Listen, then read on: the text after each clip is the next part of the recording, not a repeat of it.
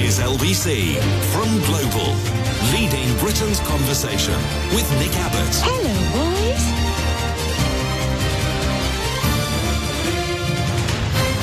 Well, let's get back to it. Despite it about to technically be the end of winter, a cold blast of Arctic air is set to end days of milder conditions this weekend, with a temperature drop across the UK. Winds arriving from Spain brought unseasonably above average temperatures this past week, with the mercury hitting 16°C in the southeast on Wednesday. And if only we knew that we were breathing second-hand Spanish air from the EU. Patriotic Brits, the type who care about the colour of their flag, would have held their breath until that warm air passed by. Met Office meteorologist Craig said that over the weekend the mercury will fall into single figures as low as 5°C. He said it was unclear how long the cold weather would last. Unclear, Liz. I'm genuinely unclear. He and her genuinely unclear about how long this cold weather will last. But the Met Office expects wind and rain across the UK, heaviest across southern areas from Monday, and there may be snow over some hills. Snow? Oh, no. Would you like to hear the long-range forecast for the next 4 weeks? No. OK, last week of this month and first week of April. Blimey, it's almost April already. Can you believe that? It's practically Jesus' birthday. Last week of this month, first week of April, rain, strong winds in places and temperatures a little below normal for late March. Perhaps staying relatively dry in the north. Well, not the northwest, though, I bet. I mean, it's not going to remain relatively dry in the northwest, is it? I mean, I can check on that while you wait, but what would be the point? Aha! Just as I suspected. It is raining at the moment in Glasgow. Can you believe that? Yes. It will be raining tomorrow and... What? Not raining on Sunday. Pfft, rubbish. It will be raining on Monday and raining on Tuesday and raining on Thursday and raining on Friday and raining on Saturday and raining on Sunday and not raining next on Monday the 1st. Well, I'll believe that when I see it. But it will be raining on Tuesday and raining on Thursday and pretty much every day for the rest of your lives. Oh, well, never mind. It's just life. So that's the last week of this month, first week of April. Middle 2 weeks of April. Oh, it's getting serious now. It could be roasting warm or the complete opposite. What will we get? Middle 2 weeks of April, wetter than normal in the south, drier than normal in the north. Temperatures will probably be slightly above average overall. Temperatures will probably be slightly above average overall? We'll take it. Craig texts, now our glorious leader has a plan. He never mentions his parties, which of course are our priorities. Under my leadership, the government's priorities are your priorities.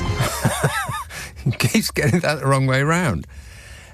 Craig says, is that why there have been more small boats crossing this week and NHS waiting lists are increasing? Does that mean it's all our fault? Yeah, it almost certainly is your fault because it's not his fault. Absolutely nothing that is wrong with this country is his fault. Takes credit for all the things that are good, assuming that he can find one or two of them.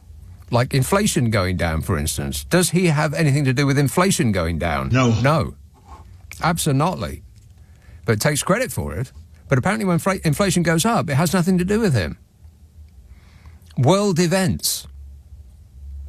Darryl texts, the Rwanda scheme is now in the ping-pong stage. That is, the House of Lords is pinging it back to the Commons because the bill absolutely pongs. A listener with material. Oh, no. And Paul says, on the international front, war still rages in Ukraine and Gaza.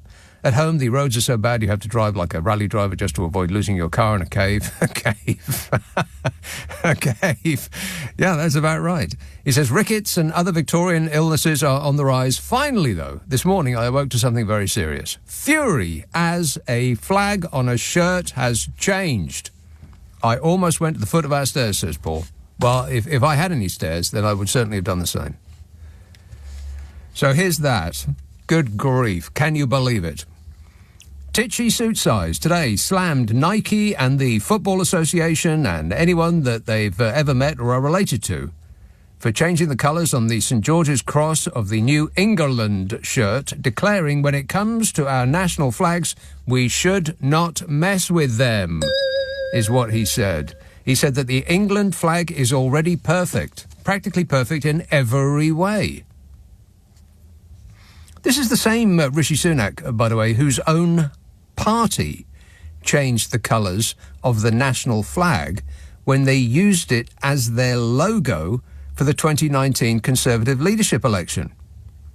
Proudly displayed on the stage was a Union flag morphed into the shape of a tree and done all in blue. No red, no white, just Tory blue. And he said not one word of complaint about that. And the phrase snowflake was trending on social media for good reason. What kind of weak and pathetic country is so delicate that its most furiously manly types have a fit over a colour? I mean, they even burst a blood vessel if there's any yellow colours in the New Year's Eve fireworks display, because yellow is the EU's colour. No! You remember that, right? The Happy New Year, we're furious about last night's firework colours.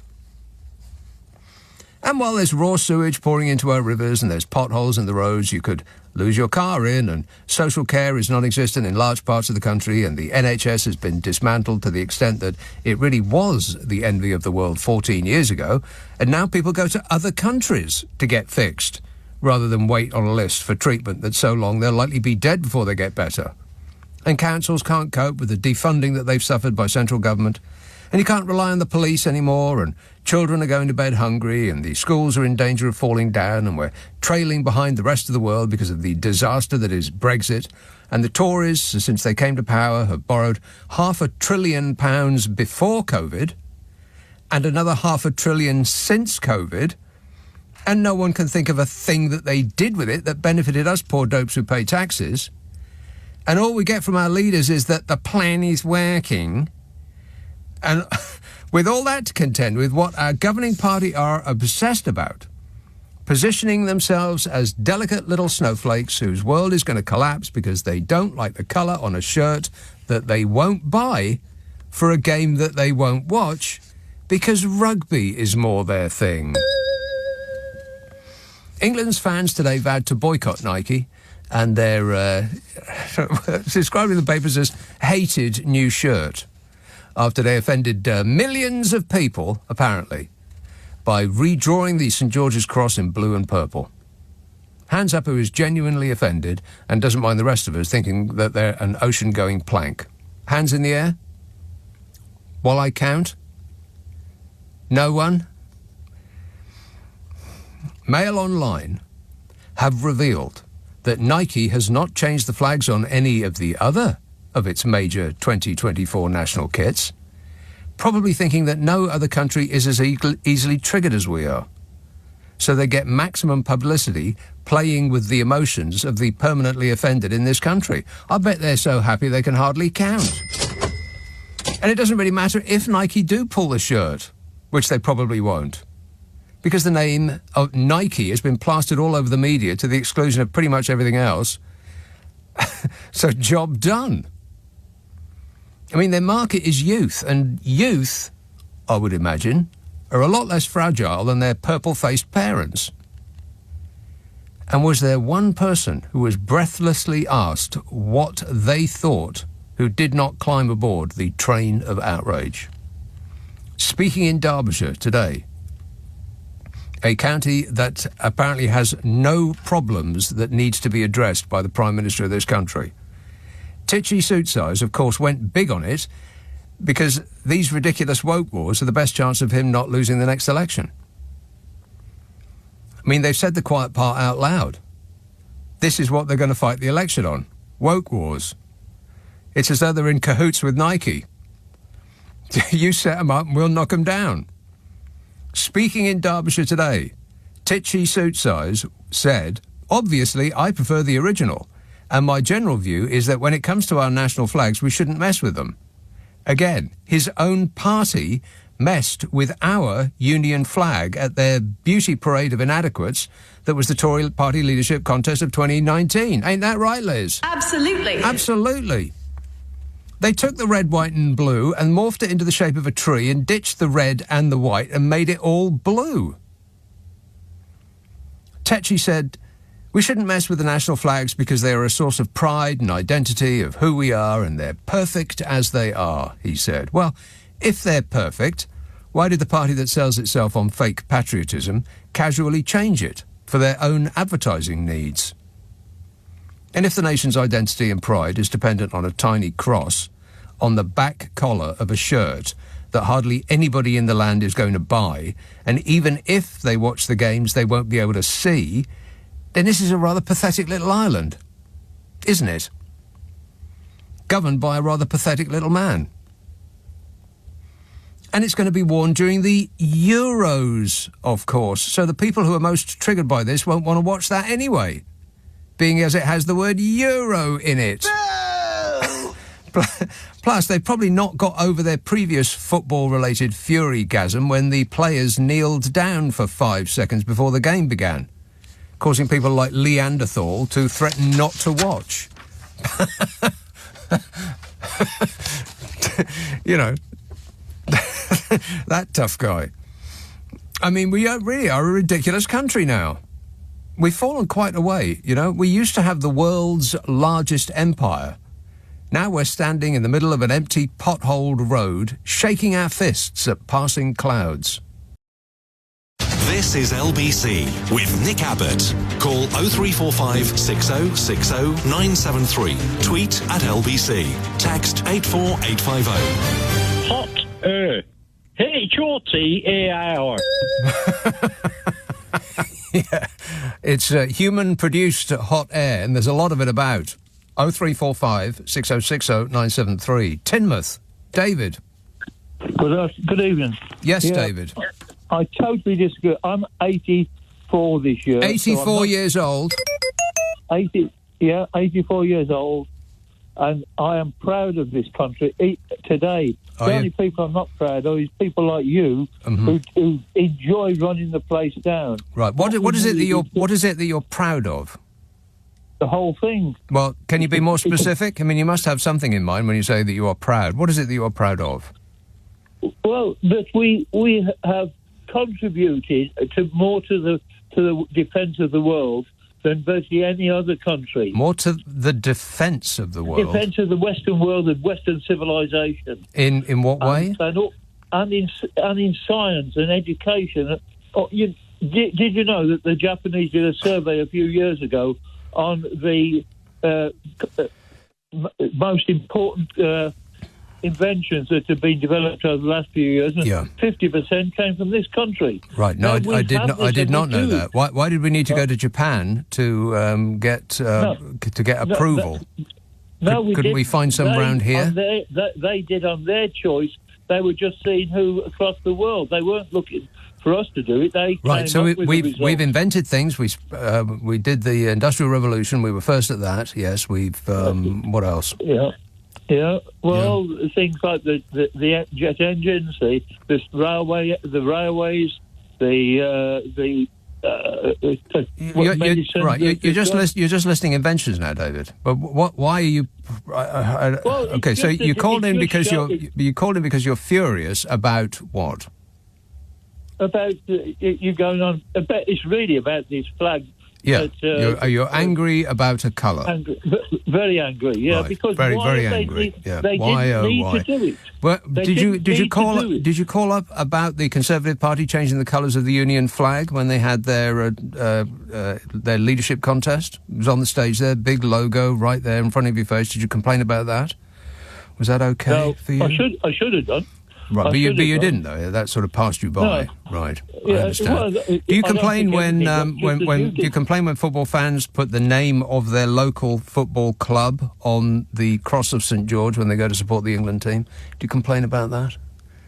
No. No, not at all. Just this thing, right? No. What is it about the colours that you dislike so much?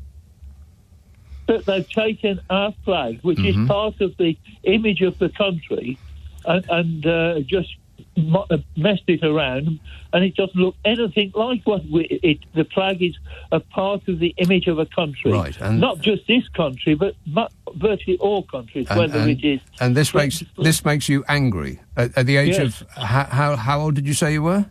84 this year. 84, right. And then Yeah. you're angry about the Yeah. little logo on the back amongst other amongst other things. I'm extremely, Yeah, I'll bet. angry with Yeah. the Conservative Party. Right, I have been all as my you life should be, a Tory David. voter. Yes, that would be a better use of your ire. Point it in their Well, direction.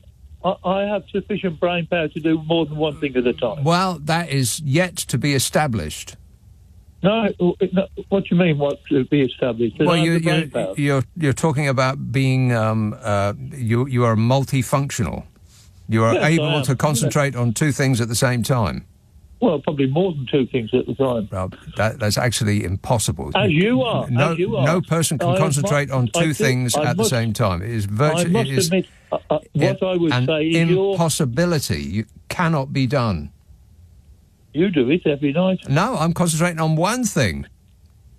No, you're not, because you'll be talking about something else in an hour's time. At that point, I will be concentrating on that.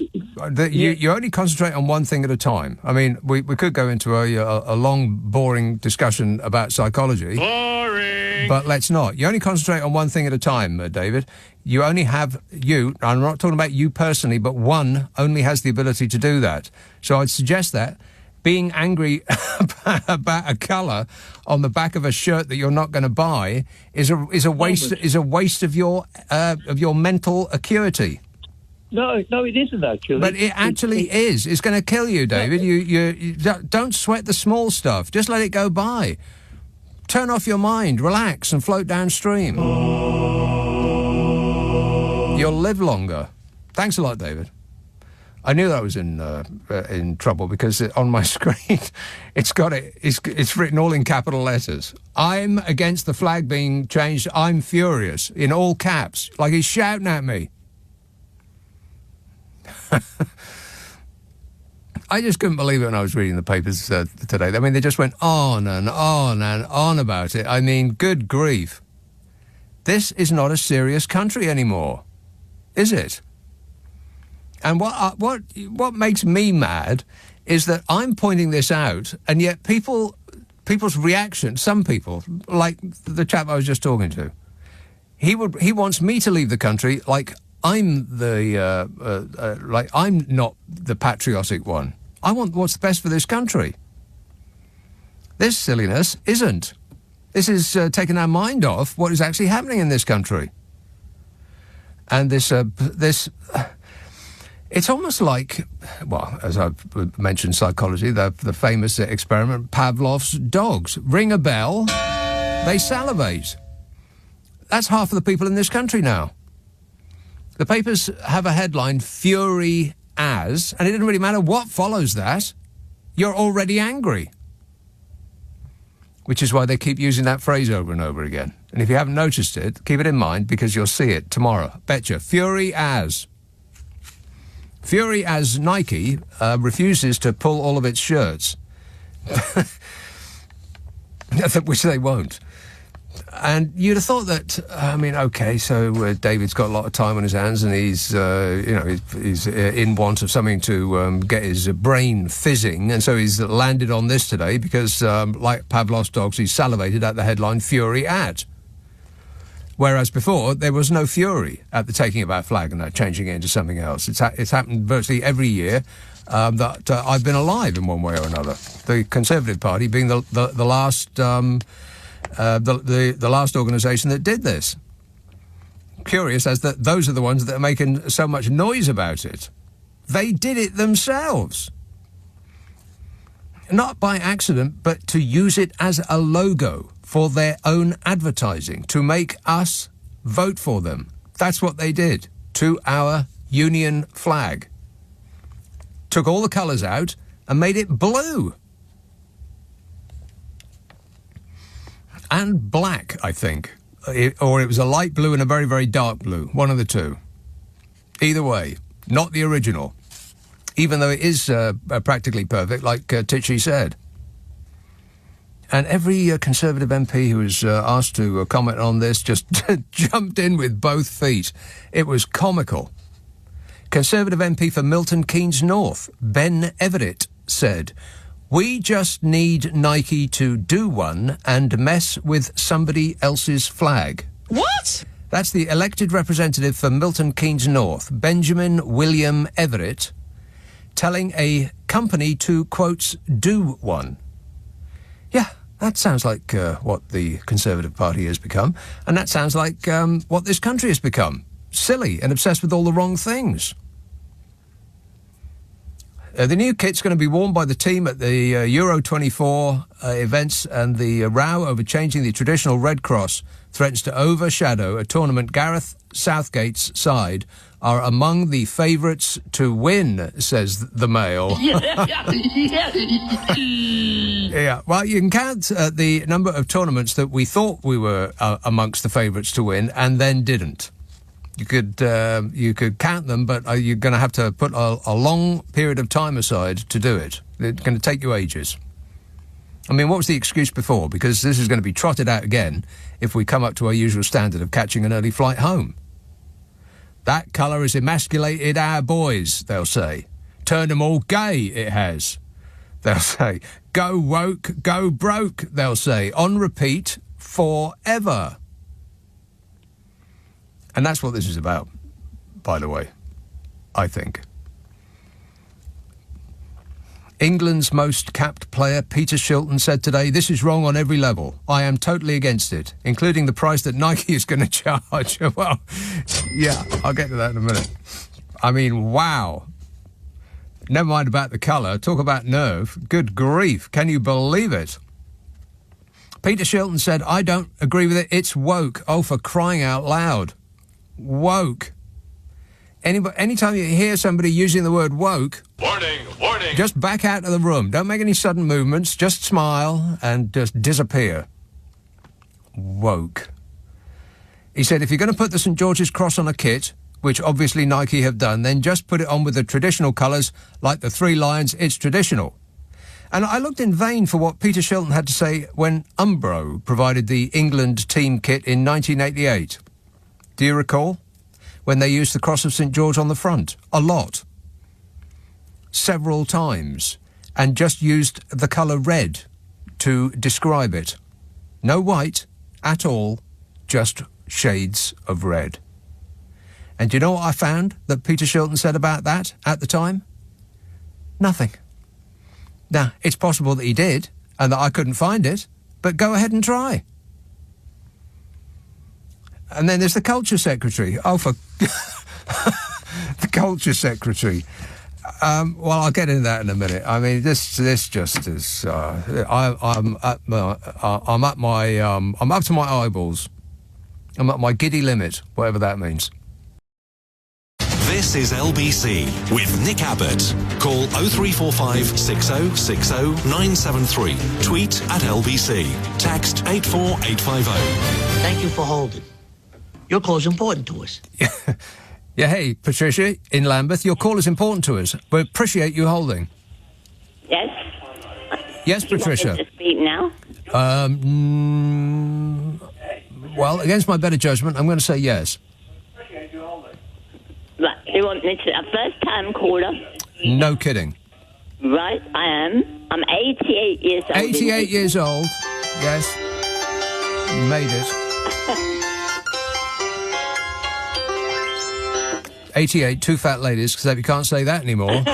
No. No, I'm skinny. Right. And I have a brain, and I've never known such a stupid government in all my life. Right. But also, and you've seen a lot of them. Very dangerous. Yes.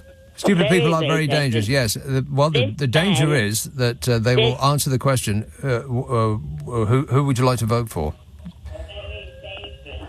I'm not sure, but I want to change. Change what? Yeah. Well, I want to change the government. I want him out. Look, if I thought nobody wanted me, I'd resign. Is he that sick? Is he that stupid? Is this Richie that stupid? I talked to a couple of my friends who've got a brain, and I say, is he that stupid? And what do they say? They said, we agree with you. Right, well, Yeah, that's... I agree with you. He is so stupid. Right. They're worried about shirts and stupid things, trees on on buildings and nonsense, and they can't even feed our kids in our own country. Yes, well, I suspect that this is all a method of taking our mind off that. Yeah, I know. That's why, Nick, you should be president. You should be in charge. All right, I'll do it.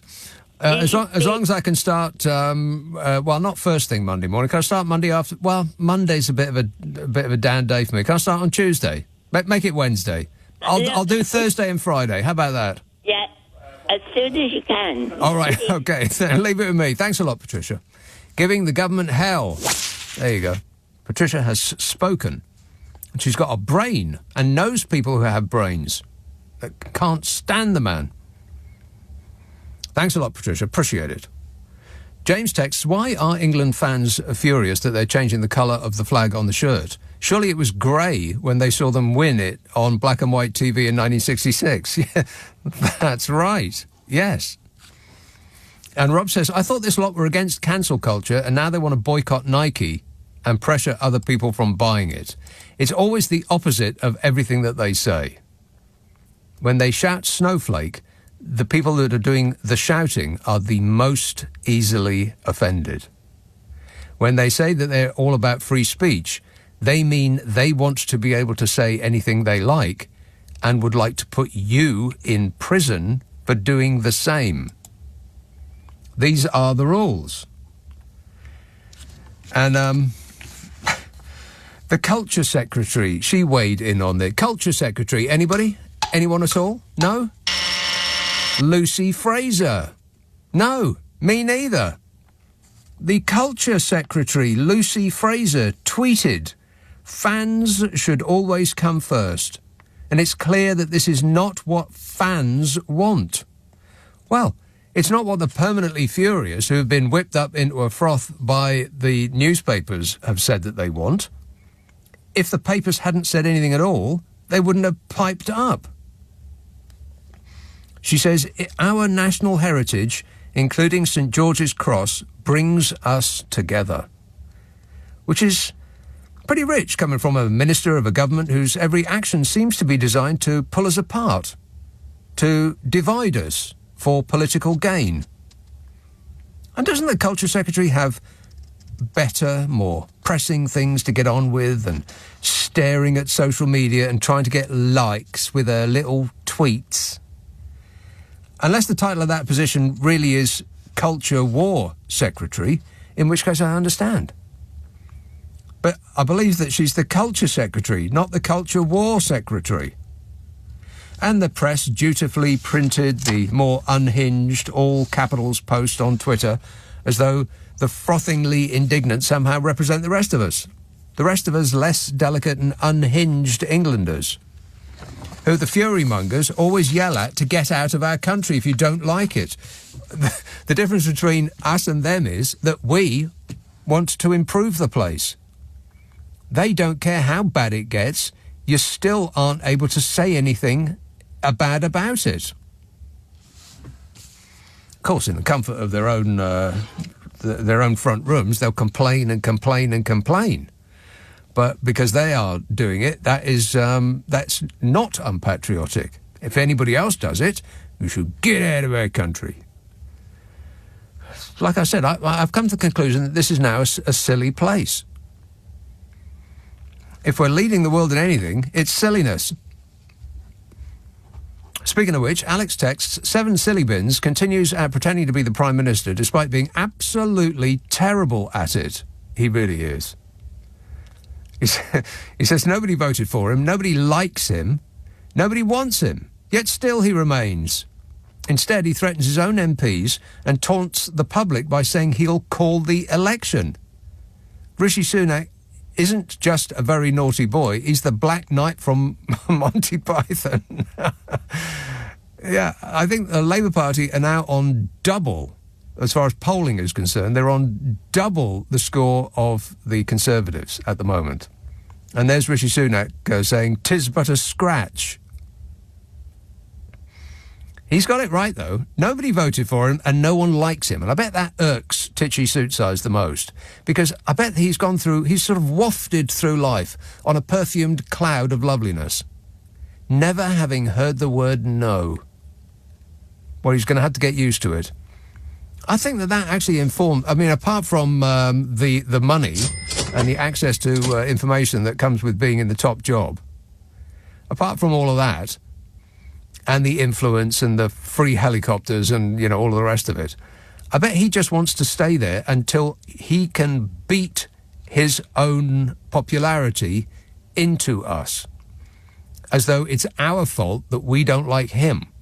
So he's going to stick around long enough to correct us. It's actually painful. I'm in pain right now. But you know me, I never complain. Stop whining. 0345 6060 973. Thamesmead. Hello, Alex. Football is silly, right? I mean, do you know, like, it's meant to be this kind of, I don't know, edgy thing, right? But it's actually really boring. Like the pundits, right? The players. It's geeky. The folk that are actually everything around in it. football. Yeah, everything around it. Yes, but not the game itself. True. But do you remember? Do you know how they all stand in a line now, jumping up and down like flipping grotesque toddlers? When did that start? They stand in a line, jumping up and down? Aye. It's a form of celebration. So that when they've won something, or when they're posing for the picture, they will stand sort of arms around each other's shoulders, jumping. Do you know what I'm on about? No. As a form of celebration. You're talking about the play. Hang on a minute. You're talking about the players or the crowd? Well, both. But the players, right. they stand around, group, simultaneously jumping up and down. Right. I did not know that. No, it's a common form of group celebration. Okay. Indeed, the crowd is people. When did that start? Like, it's just. So, the thing is, I'm in a dark room right now. It's the only room in the house with no neighbours, meditating, which is what we should be doing. Sport is a distraction. It's the only room in your house with no neighbours in it? Yes. Yeah. You mean that's not attached to the people next door? Yes. Right. Yeah. You're not talking to us from the lavatory, are you? Disgusting. No. I'm upstairs in the spare bedroom, which is in bedroom, right? On the corner of the house. Yeah. And how it's situated. Well, can I ask you a question about this? Well, what's this got to do with anything? No, it's meditation. Right, meditate. What we should actually be. I'm sitting here in a dark room because I just think sport in general is just ridiculous. Like like I say, the commentators are boring, geeky. The players are. Yeah, we've been over this with this crowd. Simpleton. Well, they're not known for their ability to solve mental arithmetic. That is absolutely right. They can do one thing. Yeah, and they can do it really well. But so can Yo-Yo Ma. Only does one thing, but he does it really, really well. And then this is the society adulates these people for being able to perform. Yeah. Some task involving a ball. Right. But it used to be that we used to celebrate people being able to chop each other up in the arena in Rome, and we had our favourites. It's just the same thing. It's now that these days it's just a bit less blood. Right, but it wasn't right then either. So we've gone off on a tangent at some point. Right. Well, we can agree. I know I have. All right, thanks a lot, Alex. And that's Alex there talking to us from his Zen den. He doesn't sound like the kind of person who does a lot of meditating, but what do I know? 0345 6060 973. I'm just scanning over this text from Alex again. I think he's got it absolutely nailed. Seven Silly Bins continues to pretend to be the Prime Minister despite being absolutely terrible at it. Nobody voted for him, nobody likes him, and nobody wants him. And I bet the nobody likes him part irks him the most. Because I would imagine up to this point in his life, he's just had to wave his money around in front of people and he'll get a smile. And they will pretend to like him. Or they'll at least make an effort not to appear bored or turned off by him. But the whole nation has gained a negative opinion of the man. I bet it makes him determined to stay around until he can beat into us that we should actually be appreciating him more. I bet that's partly it. If only we liked him more, maybe he'll go away and leave us alone. Nick Abbott on LBC. Call 0345 6060 973. You're wondering what it's all about, and I can't tell you because I don't know myself. No, it really is mystifying. This has become a silly country. I don't know how it happened, but it seems to have crept up on us. Maybe over the last 14 years had something to do with it. In other words... This government... Exactly. I am outraged. I mean, you'd think that it would actually be affecting people's health. I mean, perhaps it actually is. And the press have got... they have... some questions to answer about this, because they're not actually improving the nation's health. Not through this constant fury-mongering. I mean, as I have mentioned it, you will tomorrow, I guarantee it, see a headline that says, Fury as, and then the story that follows it is not anything that anybody in their right mind would be angry about. Fury as, beef burger chain adds an onion ring to their traditional product.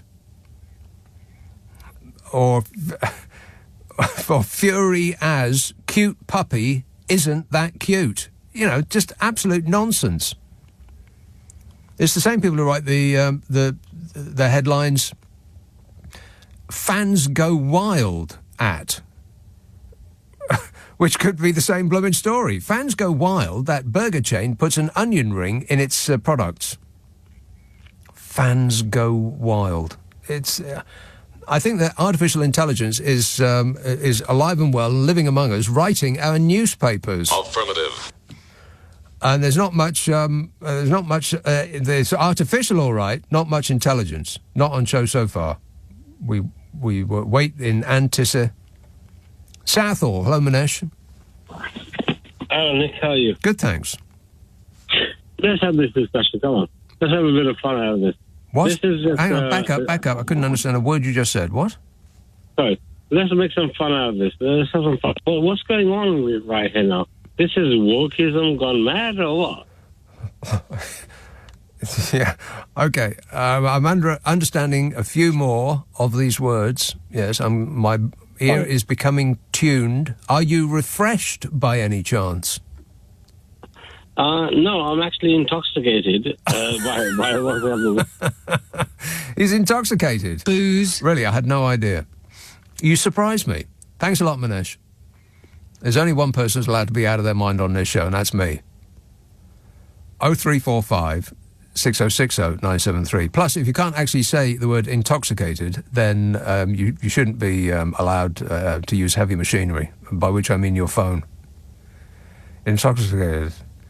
That should be like a roadside sobriety test. Can you say the word intoxicated? Can you do it while standing on one leg and trying to touch your nose with your toes? Thanks a lot, Manesh, for whatever that was. 0345 6060 973. He's intoxicated. Erith, hello, Steve. Hello, Nick. Steve, are you intoxicated? Sorry? Are you intoxicated? Unfortunately, no. No. No.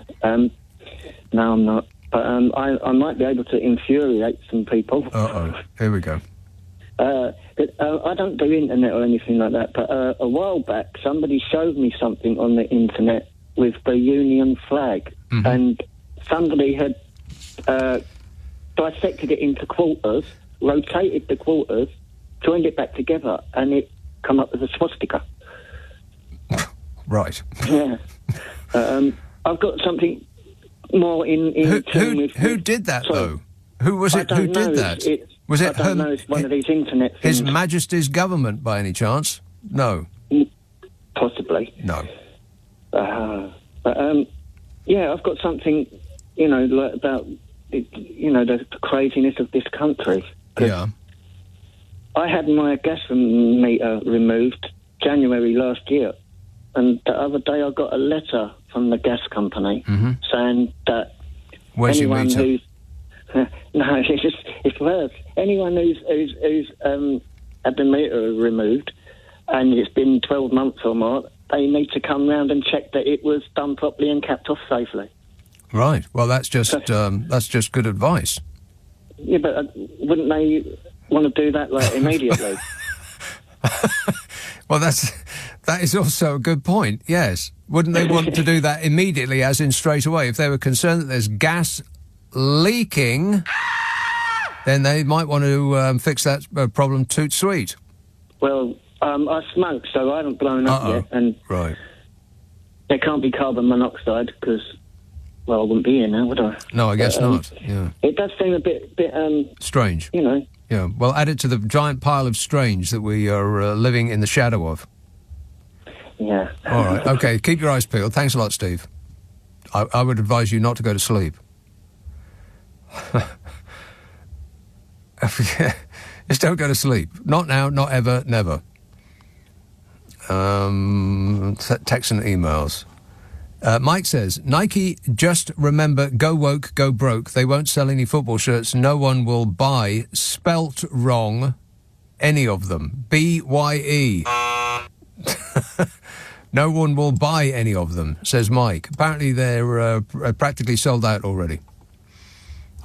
But, apart from facts, you're completely correct in every respect. Apart from not getting any of the facts right, that is completely true.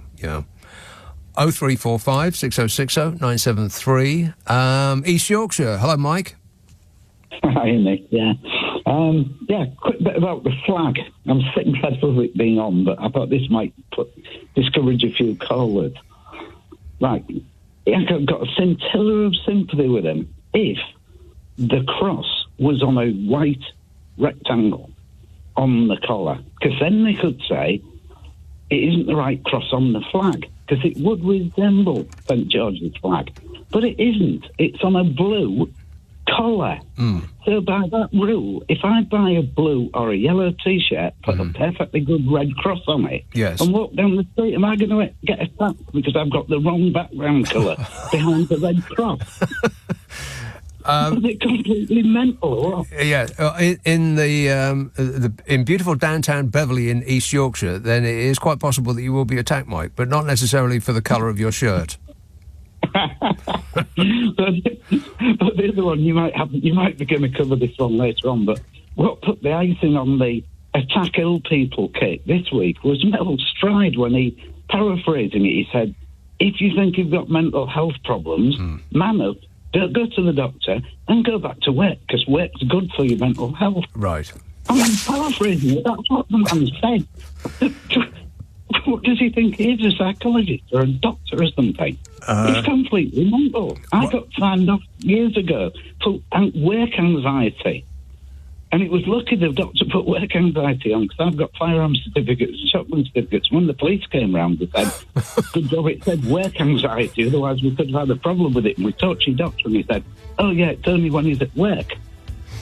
I'll just retract everything jokingly negative that I've ever said about you or to you, Mike. You have a shotgun licence, you say? Yeah. And a firearms certificate, right. And a firearms certificate. Well, I've got a cycling proficiency certificate. Does that count? Not really, no. I could throw it at you. It is framed.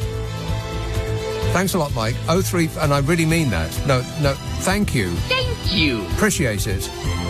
0345 6060 973. Nick Abbot, LBC. On your radio, on Global Player, and Play LBC. Leading Britain's conversation. This is LBC.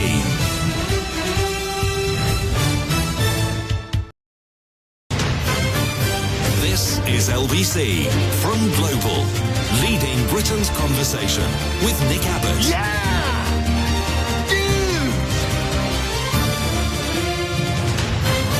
Are you trying to be funny? Because I'm all out of laughs. Well, I think I've gone through funny, become hysterical, and have gone a big circle and around to funny again about this whole flag issue. I mean, at first I was amused, and then I was appalled, and I think I've decided to be amused again for the benefit of my mental health. Good grief. There was a... because they had to build another wing on the internet to pack in all the fury, they decided to, with some of the space that they created, have an online petition. Because, of course, there was an online petition. And when I last looked at it, there was 16,000 people who had signed an online petition to scrap this new shirt and start over again. And the petition appears to have been started by one Alf Ramsey, the ex-England manager, who has been dead for 25 years. Which seems a little disrespectful. But what do I know? The Football Association's former head of communications, Steve Double, told the Mail Online that he believed Nike may have messed with the St George flag to garner sales. By Jove, I think he's almost got it. Nike is a $143 billion company. It's the world's biggest apparel brand. The profit they make from selling England shirts won't cover the flour bill for the lobby in one of their smaller offices. It's all about brand recognition. And this brand have had millions of pounds worth of free advertising in one day. That's what this is about. And our the unhinged reaction to it is just so wearily predictable. It's as though the usual suspects are just on the edge of their seat, waiting for a new woke thing to to walk past, so they can start screaming at it. Oh, Hackney. Hello, Sally. Sally. Sally. Yes, Sally. You are a Muppet. Which one? Anyone. Can I be Miss Piggy? I wouldn't want to be the frog, because he's a bit sort of, a bit weird. Oh, I know who I want to be. I want to be the drummer. Yeah. Animal. No, I think Miss Piggy would be better, actually. Okay, Miss Piggy it is. Okay. Who are you? Well... Which one are you, Sally? I want to be St George's flag. That's not a Muppet. No, but... You want to be a flag? No, you're a Muppet. Yeah, I'm a Muppet. I'm Miss Piggy. We've established that. But you want to be a flag. I do want to be a flag. Right. And I want to be St George's flag. Right. I don't want to be... And I'm the Muppet. What they've changed it to. You want to be a flag? Yeah. I want to be St George's flag. Right, so you've thought about this. Why do you think yes. anybody's got the right to change it? People have changed it ever since it was invented. No. Yeah, they have, yeah. How so? Well, they changed the colours, they changed the shape, they changed the angle of the cross. They do it for all sorts of different reasons. Did you complain? Did you complain when the tourists did it to the Union flag? Did you complain when Umbro did it in 1988? I think it was, for the England kit. They sent it out all in red. Did you complain about that, Sally? Were you very, very angry then? No, you didn't. Why is that then? No, ever since I've known it, it's been as it was with the red and white, as it was before. Nike was. Okay. Nike's changed it, and it's now... You're making a lot of sense. What about in the Olympics in 2012? Did you see the Olympics in 2012? Oh, what a glorious time that was. Did you see the Olympics in 2012? Sally? Why are you repeating my name? Sally? Several times. Sally, did you see the Olympics in 2012, yes or no? Because yes, I'm looking at pictures of the kit, and they've taken our glorious flag and they've made it black and blue and green and all the colours of the. And I hesitate to say this, Sally. All the colours of the rainbow. What? The rainbow. Look, what they've done now is wrong. Right. They've changed it what happened? But what happened before was right. It totally different. Yeah. Nike have changed it and made it totally different. And that upsets you. Why? Because you want to be the flag. No, because I want the flag, St George's flag, to stay the same as it was on the back of the kit. Why? Why though? Because that's English. Because that's English. Keeping everything the same as it always was is English. Yes. Well, that is. Is that wrong? That is wrong. That wrong? Yeah, it is wrong. Yeah. Why? Because if everything was kept the same as it always was, Sally, we'd be throwing our sewage out of our upstairs windows onto the people walking by on the cobbles below. Rubbish. All right, our rubbish out, if you prefer. Our rubbish out of our upper floor windows onto the people that are... Nonsense. Right. Well, you sound like you sound like an expert in that regard, Sally. No. You started this conversation by telling me you wanted to be a flag. Nonsense.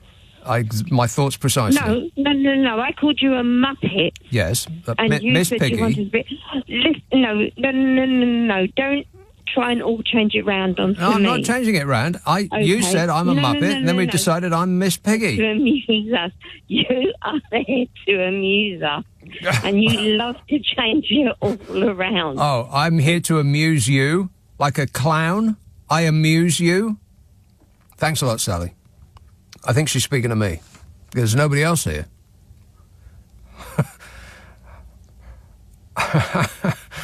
0345 6060 973. What we have here is a failure to communicate. I think Donald Trump put it best. I love the poorly educated. They keep giving and giving. I think what we're looking at is a failure of our educational system, and the danger is that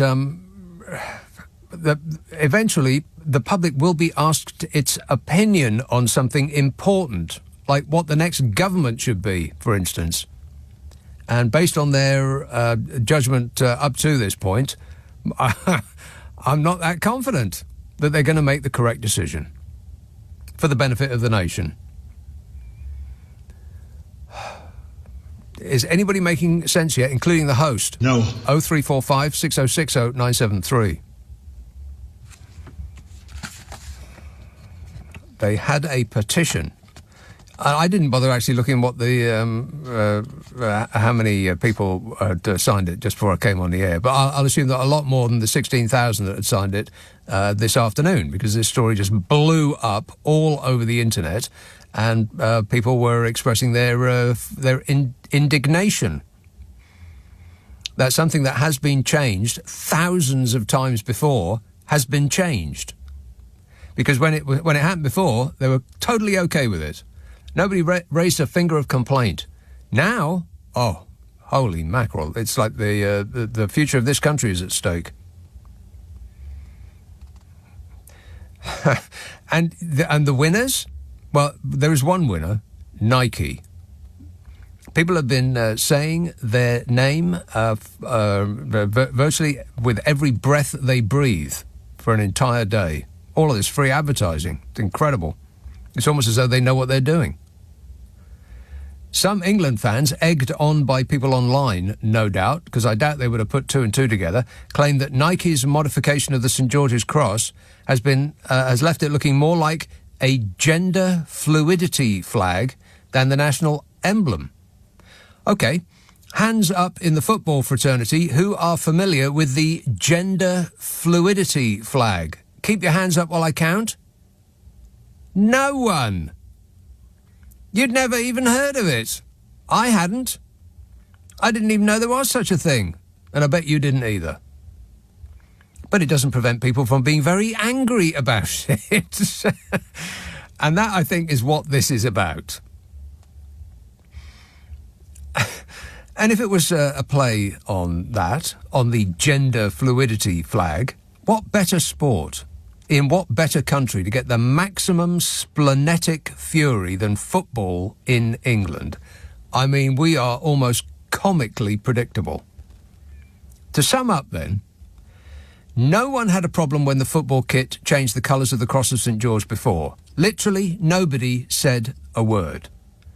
No one had a problem when the Olympics kit came out and changed the colours of the flag. No one complained. No one had a problem when the Tories changed the colours on the Union flag to their own logo colour.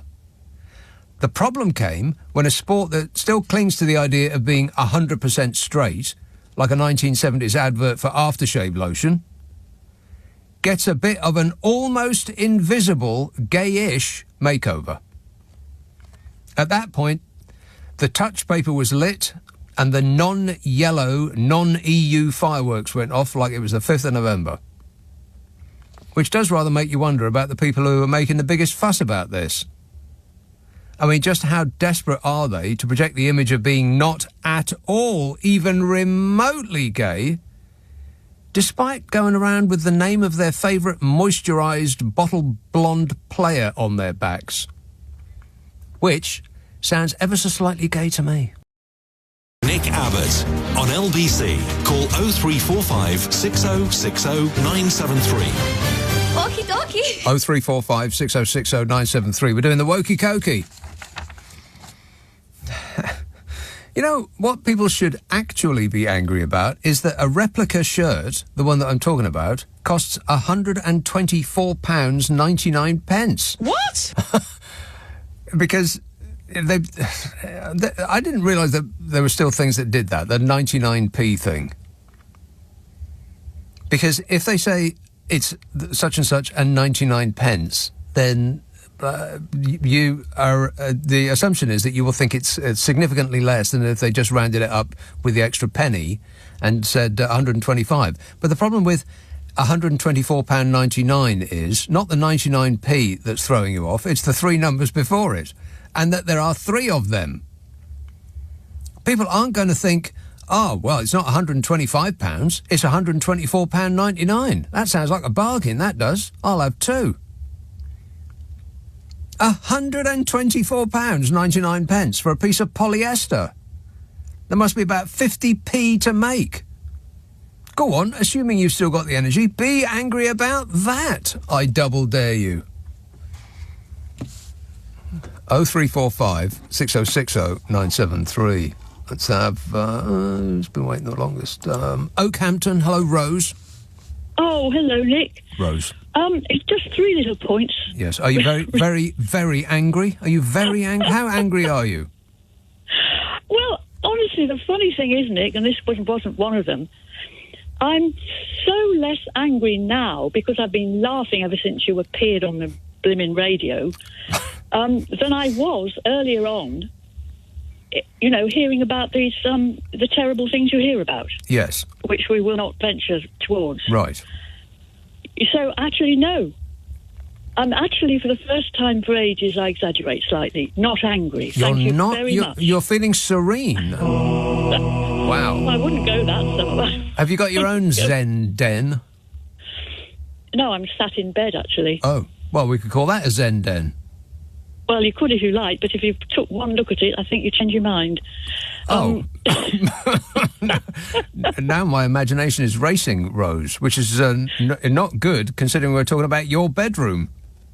No, it isn't. Well, let's... don't set me off on that, because I can be quite naughty. OK, then. Well, you mean you don't make your bed first thing in the morning? I mean, you give it a bit of an air, right enough, but then you surely... I yank the stuff down and leave it to air, yeah. Yeah, I do that, usually. But then you make it, surely.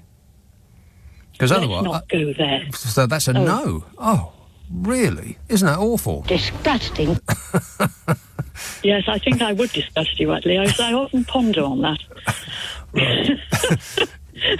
Yes. I'm sorry. That's opened a whole can of worms. A can of worms, yeah. Yes. Listen, point 1 of 3.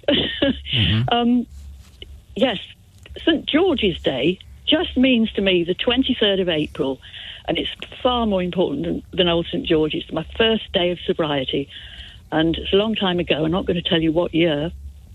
April the 23rd, and that's all I can ever think. Whenever anyone says St. George's Day, I get this sort of slow smile coming across me because I got myself back, or at least I started to get myself back. Right. Well, we haven't got our country back, but at least you've got yourself back. Self back, yes. And that leads me to this point 2. I mean, and I stuttered away to your glamorous assistant, and he put it so well. I think you ought to yank him out and have him say it.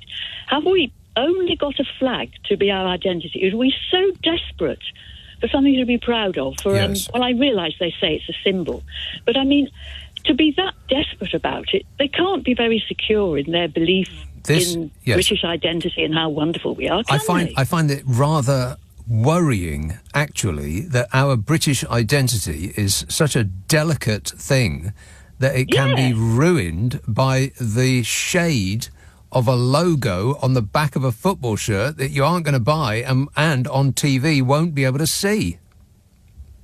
No, I suppose not. No.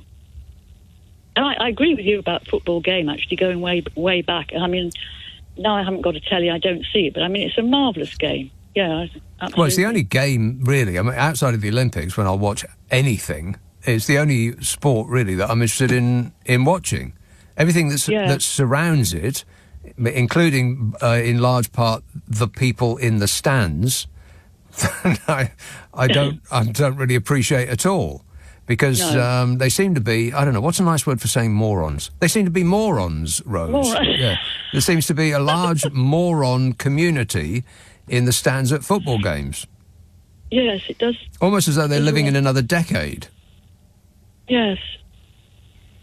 Yes. And certainly not what you would see in the stands of a rugby game, for instance. Well, that's just a bonkers game. It gives everyone concussion. Well, I have absolutely zero interest in watching or talking about rugby. Yes, me too. But I do know that the crowds are significantly different, and they don't feel the need to rip apart anybody that's wearing the wrong colour scarf, for instance. No, it is a sort of madness, isn't it? Yes. Going on to my third point is rather a leap, really. Mm-hmm. Oh, sorry, were you not ready for my third point? Well, I didn't know we were going to leap. Right. Do you mind if I do it without? Do you mind if I do it without looking? Go ahead. Yes. Leap in the manner popularised by the mountain goats of the Andes who leap from crag to crag. I've got that from P.G. Woodhouse. Do they? Listen, no, yeah. The other thing is it's when you were talking to somebody about permanence. I think it was Sally, and I just heard this bit from the prime of Miss Jean Brodie when she. You won't remember that film, but it's just one I rather love. She says, observe, I can't do it, of course, but observe little girls. Yeah, girls. Stanley Baldwin, who believed in the status quo. What does status quo mean? And little girl puts up her hand and says, staying the same, Miss Brodie. Exactly, staying the same. I do not intend to devote my prime to petrification, in other words. Right. I do not intend to devote my prime to petrification. Yes, quite right. You can say that better than I can. I do remember that film because some of it was shot right next to my old school. Was it? Yes. And by the way, A Clockwork Orange was shot at my old uni. So I've got both ends of the scale, me. Gosh, how strange, yeah. Yeah. But it was supposed to be Edinburgh 1931, I think. I seem to remember from the beginning. So that was a particularly good part of Edinburgh to do it in, was it? Oh, I suppose it would be shot where your school was. Yeah. Edinburgh, yeah. Edinburgh, yeah. Edinburgh, Rose. Pronounced Edinburgh. All right. Good work. Thanks a lot. Cheers, my dear. 0345 6060 973. And so I suspect that that's what this is all about. It's as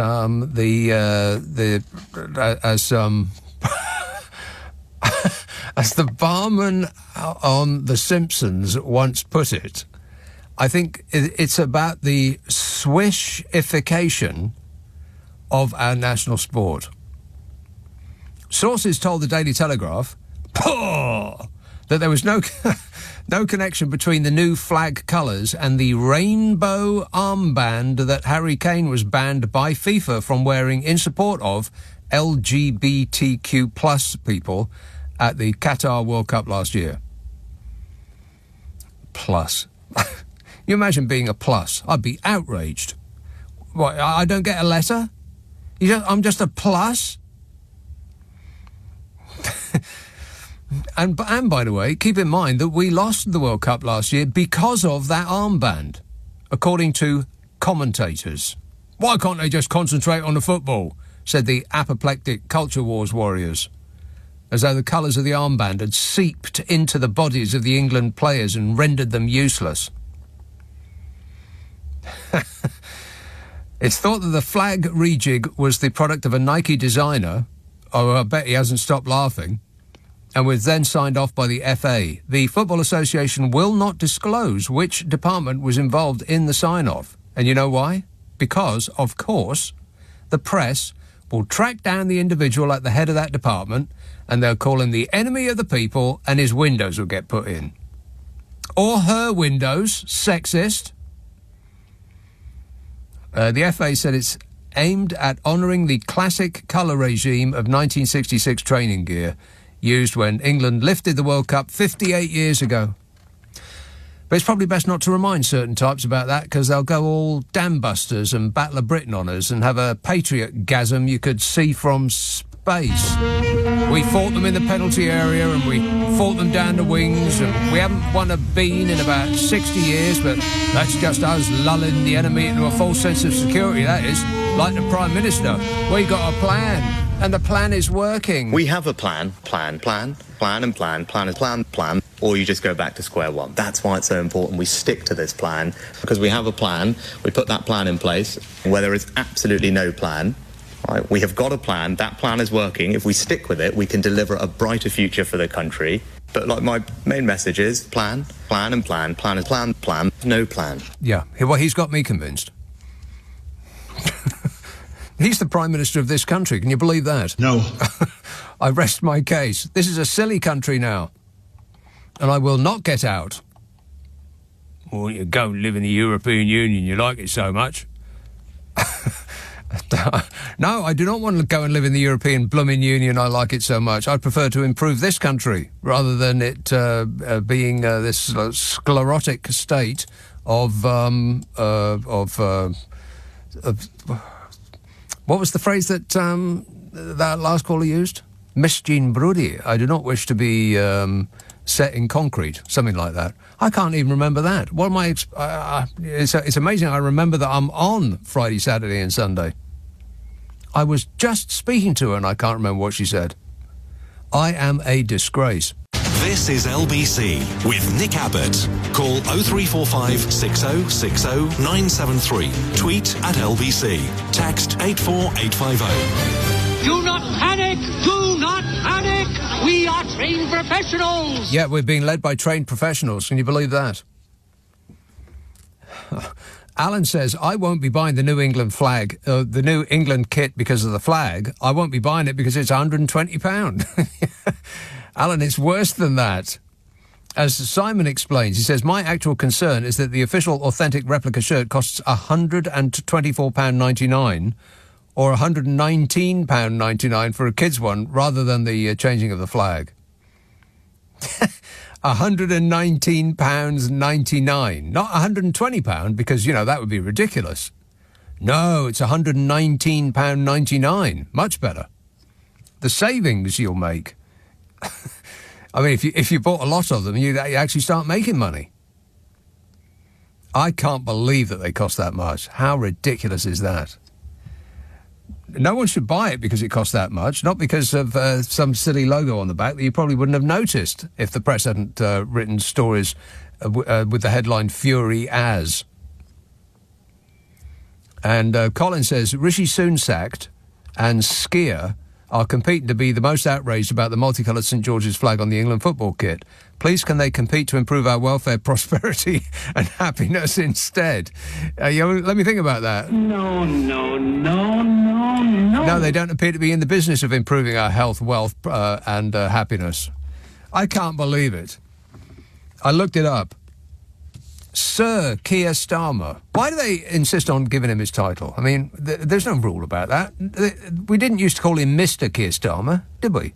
Sir Keir Starmer has called on Nike to change the colour of the St George's Cross on the New England football shirt to traditional red after a row over its design. The Labour leader said he believed the flag was a unifier and insisted the sporting brand should reconsider the decision to modify it. Fabulous. Just when you thought that there's the possibility that a grown-up might be eventually taken over the running of this country, we were sorely disappointed with the truth. Chumps to the left of us, chumps to the right. Here we are, stuck in the middle with that lot. I am stunned. I rest my case. This has become a silly country. I mean, we've got the most ineffably silly PM at the moment. This government. Running this government. But the one that's going to be replacing it seems to be silly too. I can't stand it anymore. If you want me, I'll be in that bloke's Zen den with my with my legs crossed and my fingertips touching just so, humming to myself, trying to make it all go away. Red Hill, hello, Mike.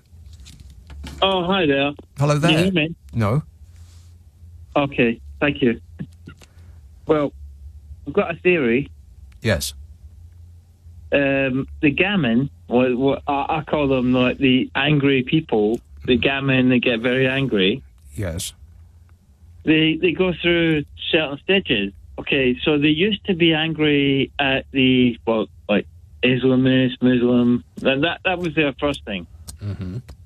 And then they got angry with the EU. Yeah, still are. And that made them very angry. Mm-hmm. Very, very angry. Yes. But now it's the woke. And I'm trying to work out what the woke is that they're so angry about. But it's an ever-changing... it's like a force field that changes continuously. They know it when they see it, but they just can't describe it. That's all. You don't know what it is. Yeah. But I'm trying to work out if woke is bad or good. If somebody starts accusing you of being woke, Mike, then I restate my case. Just smile, no sudden movements, just back slowly out of the room. Yeah. Thank you. All I just right. I tell you, it's great, man. All You're a funny guy. Okay, But, thanks a lot, Mike. You're just making noises now. Appreciate it. There's that picture again. There's our Olympic athletes, and they're wearing the Union flag in every other colour than that which you might expect. And nobody said a blind thing about it, did they? That's my glamorous assistant. Just pulled that up on my screen. They look like robots, they do, those athletes. Joe texts, the gammon are going to be furious when they see the Olympic kit from 2012. Yeah, there it is. Our Olympic heroes from 2012. And I think gammon is a Dickensian word, isn't it? I think Chaz came up with that to describe a certain type of person that appear to be addicted to hyperventilating. And which is, I firmly believe, an addictive thing. Being angry is addictive. I think it's as addictive as any drug that you would care to mention, because it is the production of a drug in your brain. And as soon as somebody gets angry, there's that juice starts flowing around their brain. And they think, oh, yeah, there it is. I'm going to get even more angry. And then eventually they become a Conservative MP that defects to Reform. Because anger is the thing that defines them now, because they're just so angry about everything all the time. Drug addicts. Except that the drug is something that they produce themselves inside their own heads. 0345 6060 973. Let's see what this one's like. Harrow. Jonathan. Harrow. Good evening, Nick. Yes, sir. Yeah. I wanted to maybe butt heads with you, but not to do it too seriously. Mm-hmm. The boy was actually in a very good mood today. He was quite chatty and giggly, actually. Who was? The boy. Oh, you mean my assistant through the glass here? The receptionist, yeah. He was in good mood. No, he was. Yeah, he is, though. I mean, that's exactly what... you would describe yourself as a receptionist. Outraged. He's an outraged receptionist. Yeah. Yes. I wanted to say a few things, because I've been travelling across the country because I have to... You're on the run? Yeah. No, I extend my overdraft. I've got credit cards that are defaulting and thingies and issues. Well, you've got to keep moving. Yeah, that's right. Don't let them pin you down. No, listen, I'm a very intelligent thinker. And, the problem is you are an old-fashioned liberal. And I used to, I came to this country in the early 90s. And I used to love, you're a man of a certain, no offense, a certain vintage. Yeah. Yes. Yeah, well, isn't everybody? I'm a certain vintage, and so's everybody else. It's called birthdays, baby. Get used to it. No, that's not. I'm not trying to insult you. I'm saying that you, the Rolling Stones, the 60s liberals, Bill Clinton, you are liberals, but you are not woke. The problem with the woke, and I know that you and other presenters on your station would disagree with me on this, but the problem with the woke is and because they are trying to push the people to the limit. If I'm able to write a book, I have thought of a term which is called the maladjusted wokey-cokey capitalism. Okay. Okie-dokie. Yes, the wokey-cokey capitalism, maladjusted. Mm-hmm. Because what it means is that financially, and again, I fall to my knees for you because I'm so sorry that I did Is that what just happened? No, I tripped over a new stool I bought. Right. Hello? Yeah, but because I did not vote for the Corbyn, I'm sorry, okay? But the problem is, economically, this country is becoming more and more like hyper-capitalist, yeah? Whatever that means.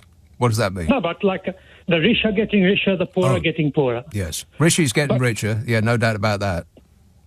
But in terms of culture, I was in London a few times this year. I was in other towns. And it is the wokey virtue signaling means you can't say what you want.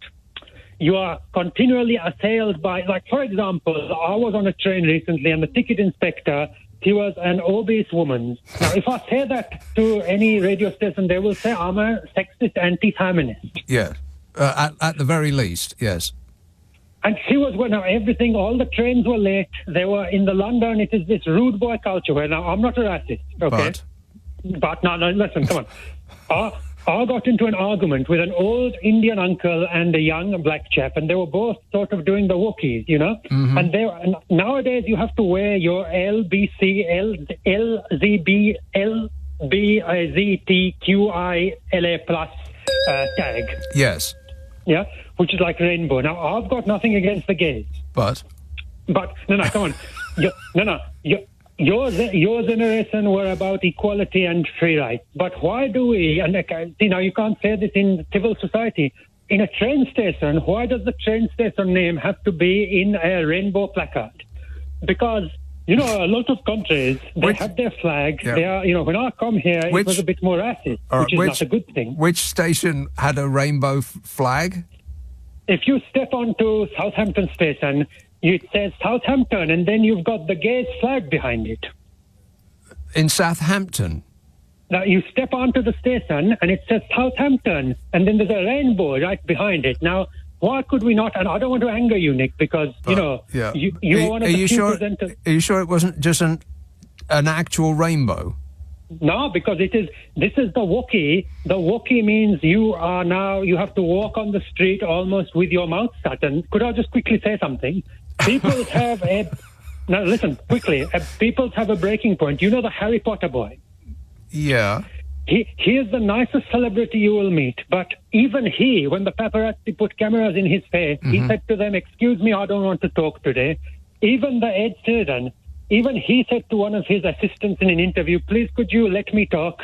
I'm doing my interview." In this country now, capitalistically, we are hyper-individualistic. But in terms of wokiness, you've got 6-8 topics you can't say nothing about. And the women now say, "I want a different man in my bed every weekend, and I want a strong foreign man to scoop me up in his arms," from Jamaica. They're not talking about you, are they? But this is the thing. So I know you don't agree with me on this because you don't think the Wookiee's a problem, do you?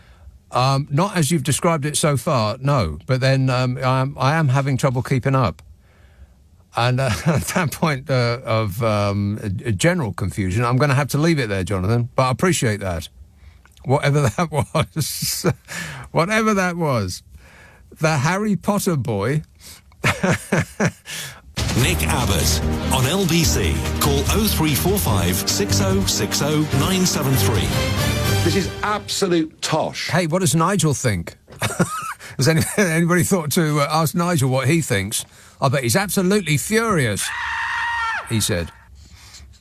I can't believe that Keir Starmer has jumped aboard this this gravy train of fury. I mean, I practically give up. Right, that's it. I've had it. Martin says, "I've never owned an England footy shirt, but I am buying one now just because it triggers the snowflakes." Well, I've never owned one either, but I'm considering doing the same. If it wasn't £124.99, then I might do it for the very same reason. Because it would create some sort of dissonance in the mind of the person that it would be observing me walking down the street with one of them on. Because they get angry because of this tiny logo that they would have to creep up behind me with a magnifying glass to actually see. But they'd also get a wave of patriotism that would sweep all over them. They wouldn't know whether they'd be happy or sad. They wouldn't know whether they were coming or going, whether they were wokey or cokey. Pick one. Amsterdam, Jurit. Hi, Nick. How are you? Yes, good, thanks. I love that we're calling it the woke now, as if it's something you can catch, like the clap. So I have two political points to make and some good news for the people that are very, very angry about this. But finally, I have to impugn your integrity first, because how many people live in Harrow? Harrow? It is. I've been listening for Harrow. I've been listening for a while, and you guys must be tampering because way more people call in from Harrow than is statistically possible. Highly suspicious. Unless, there's a secret city in the UK that has millions of people called Harrow, but is there? Maybe they're just actually saying. Okay, I'm sorry. Maybe they're just saying hello, hello, and I've misinterpreted. It could be, or it's your devious receptionist that is screening calls and just letting calls from Harrow. Highly suspicious. Yes. Yeah, I think so too, sir. I foresee a parliamentary inquiry. So two reasons I think this is popping now and it wasn't at the Olympics. One is because it's football. Yeah. And throughout Europe, including, if I can still call it Europe, the United Kingdom, we've given football fans a free pass to be morons. And they've given them a free pass to remain living in the 1970s is what's happened. Well, in Amsterdam, it's regular for football fans to tear down the city centre once every other weekend, and is it? That's just normal. Now, mind you, when Turkish people in this country were happy that their team had done well at the World Cup and were honking, that led to questions in Parliament. But when white Dutch people break down tram houses in the middle of Amsterdam, I don't ever hear a cricket in Parliament. So there's some dynamics, I'm afraid, that are universal in your country and mine. Okay. The other reason, of course, this is popping up is because you're right up in front of right before an election, and it is a tried and true political tactic to use fear and anger and envy and greed to get poor people to vote against their own economic interests. Correct, Amundo. I wish I weren't. But please, if you vote, and please do vote, mark my words, the louder your politicians are talking about trans issues, gender issues, the harder you're being robbed. Yes. But I think there is good news for those very, very angry about the tampering with St. George's flag, which is that I think if the English keep going the way they have been, the EU will happily accept Wales, Northern Ireland, Scotland back into the European Union, and you'll just have that flag left. Yeah. And worship that till the end of days. Finally, we'll have freedom. Exactly. You'll be all alone but free and hungry. Yeah. That hungry part is really important. Sorry. Yeah, we'll be living subsisting on a diet of Swedes, not Swedish people. No, turnips. Swedes. Wasn't it turnips? Yeah, something like that. Yeah, exactly. All right. Giving major. It's the view from abroad. Joy, thanks very much for that. 0345 6060 973. Nailed us. Eric texts, regarding flag shirt gate, somebody was quoted in The Independent today that the flag saying the flag was practically treason. But Nike is American, says Eric. They won at treason already in 1776. Well, that is just a fact. That is just true. Let's see now. Have I got time for another one? Bath. Hello, John. Hello. Yes, sir. I think, your caller a while ago, you were looking for the word. Did she say putrefied? Putrefaction? No, it was something else. Something along those lines, yeah. Yeah. But, by the way, apropos of your last program, you were talking about rap and stuff, about the beginnings of it and whatever. Both of you are on point. Your colleague and yourself. Mm-hmm. I thought I'd throw into the mix Gil Scott Heron. The bottle.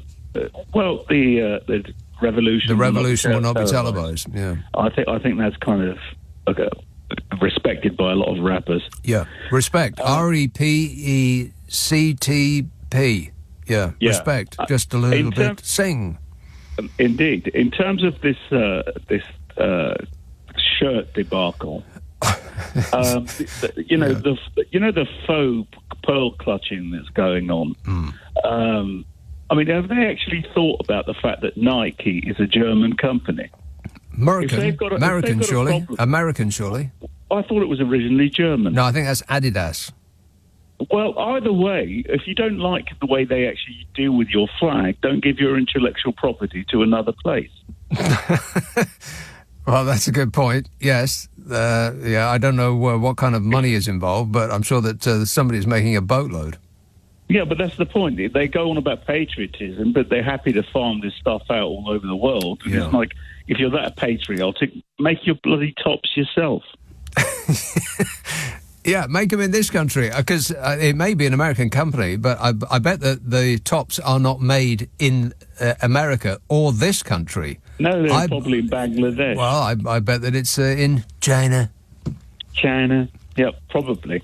But that's the whole point. So they get all patriotic about this thing, and then at the same time, they're happy for it to be farmed out somewhere. It's like, I don't even think we make our own flags ourselves anyway. No, they'll all be made in China. You know they will.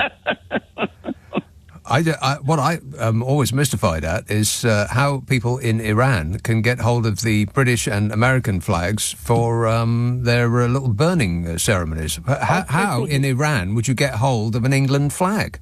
They're probably making them. In Iran? I seriously doubt it. You might be right on several things there, John, but I can't back it up. Yeah, I don't think you're right on that one. But on that possibly incorrect point, we're going to have to leave it there. Thanks for that. 0345 6060 973. Gary texts, today's news has been the England strip and the Gaza strip. Of course, it was Paul Gascoigne who wore the Gaza strip. Listeners with material. Oh, no. And Simon says, the caller David, who is 84 years old, is sick of people like you, Nick, running this country with all its inventions down. Imagine how furiously patriotic he'll become when he tries to book a GP appointment and can't get one. We didn't invent waiting. No, but we're doing a lot of it. On your radio, on Global Player, and Play LBC. Leading Britain's conversation. This is LBC.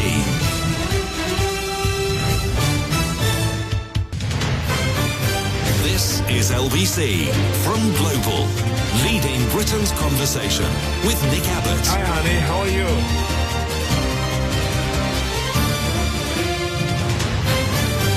Care what this guy thinks? No! Dave texts, £125 for the England authentic top. No, Dave. No. No, it's £124.99. Get it right. Much less. £124.99 is much less than £125.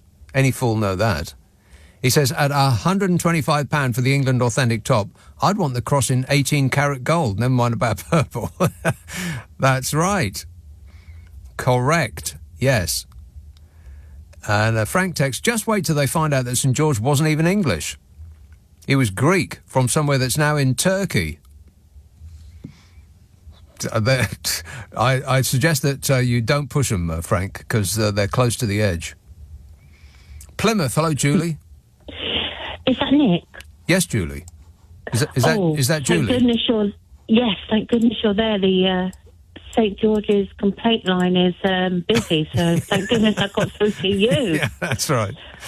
Oh gosh, what a palaver! I know. I mean, I don't know. I'm devastated. I mean, forget all the other problems going on in this country.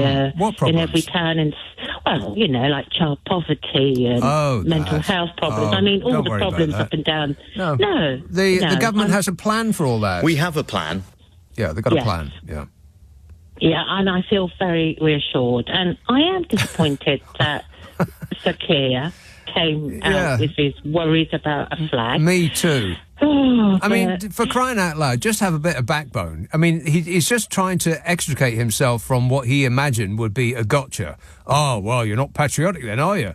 If he, if he just laughed it off and, as he should have done. No, he feels almost like a robot, his reaction to this, this stuff. That's the most disappointing thing I've seen from him so far. Yeah, predictable. Even the old, can a woman have a, middle wicket? A hoo-ha. Yes. Like, this is the most disappointing thing I've seen from him so far. Anyway, going back right to the top of the show, and was it Susan? I mean, I think you're more of a beaker because you've got an ology. An ology? And I love the Muppet. Right. A beaker? Yes, a beaker. I was trying to think of what his name was. He's the scientist. Right, with the eyes that look in two different directions. Right. Oh, the assistant. That's right. Yeah. Because, I mean, the scientist is bald. So, no, that's not you. No. I'm the useless assistant. Yeah, that's right. No, he does all the work, Nick. Yeah, but he always gets like blown. Yeah, he always gets blown up in the end. He always survives, though. Well, that is true. Back next episode. Yeah. That's the benefit of being a Muppet. I love Muppet, so that's actually my pet name. Yeah. I'm called a Muppet, and I like it. Well, which one are you, Julie? Oh my God, I'll probably blame in the one because I'm female. I'm probably Miss Piggy, but I'm. Well, you know what? I was just thinking about that. Are there any other female characters in the Muppets? There. I think there's some in the band, but I don't know their names. Oh, I think I'm one of them. The bass player is a woman, isn't that right? No, the bass player or is it just one of the guitarists might be. Right. I think the bass player is But they don't. But they don't have any. There's no character. The only woman in the Muppet, or the only female character in the Muppets, that actually gets a line or two, or has any sort of profile, is Miss Piggy. How awful is that? You know what? To be called Miss Piggy. Miss Piggy, correct? But yeah. At the same time, I had not thought about that before. That's an outrage. I am. Talk about something to be angry about. This is what we should be sorting out, not silly colours on flags. Yeah. This is the sort of thing that needs our attention. Right, children's entertainment from decades ago. Yeah, you're quite right. That we still love. we do. Yeah.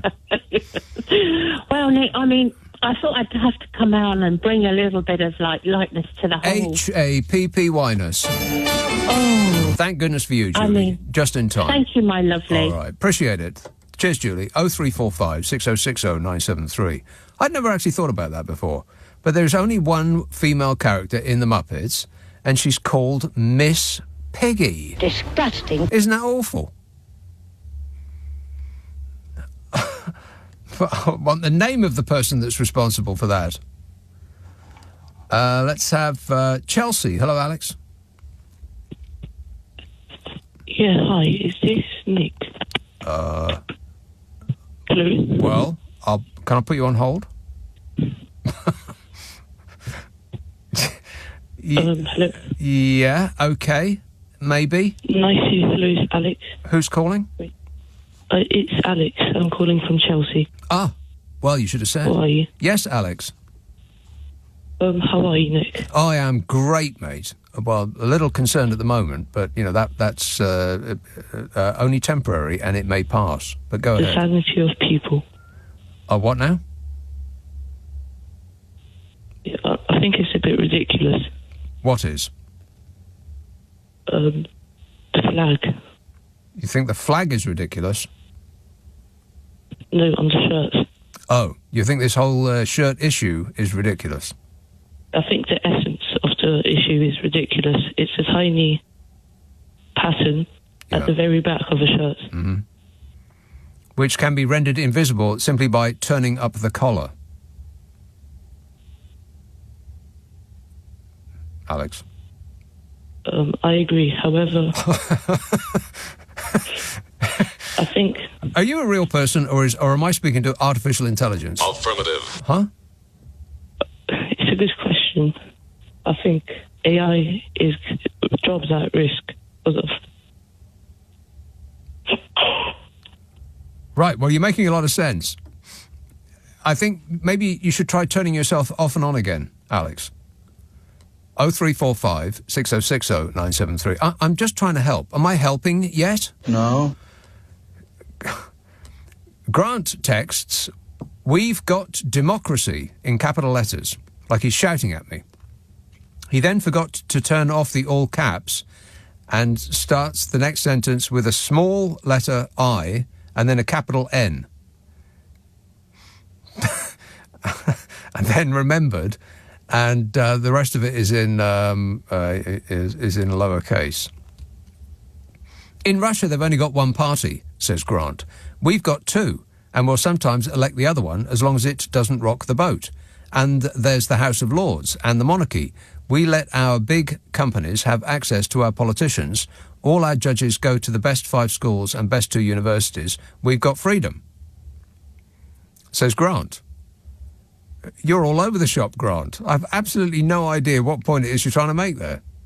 I don't know whether it's sarcastic or whether you're angry. I mean, all the capital letters implies that you're angry. Or at least you want to be, heard over a background noise. Like you're yelling at me, but I've got no clue as to what it is you're actually you're trying to say there.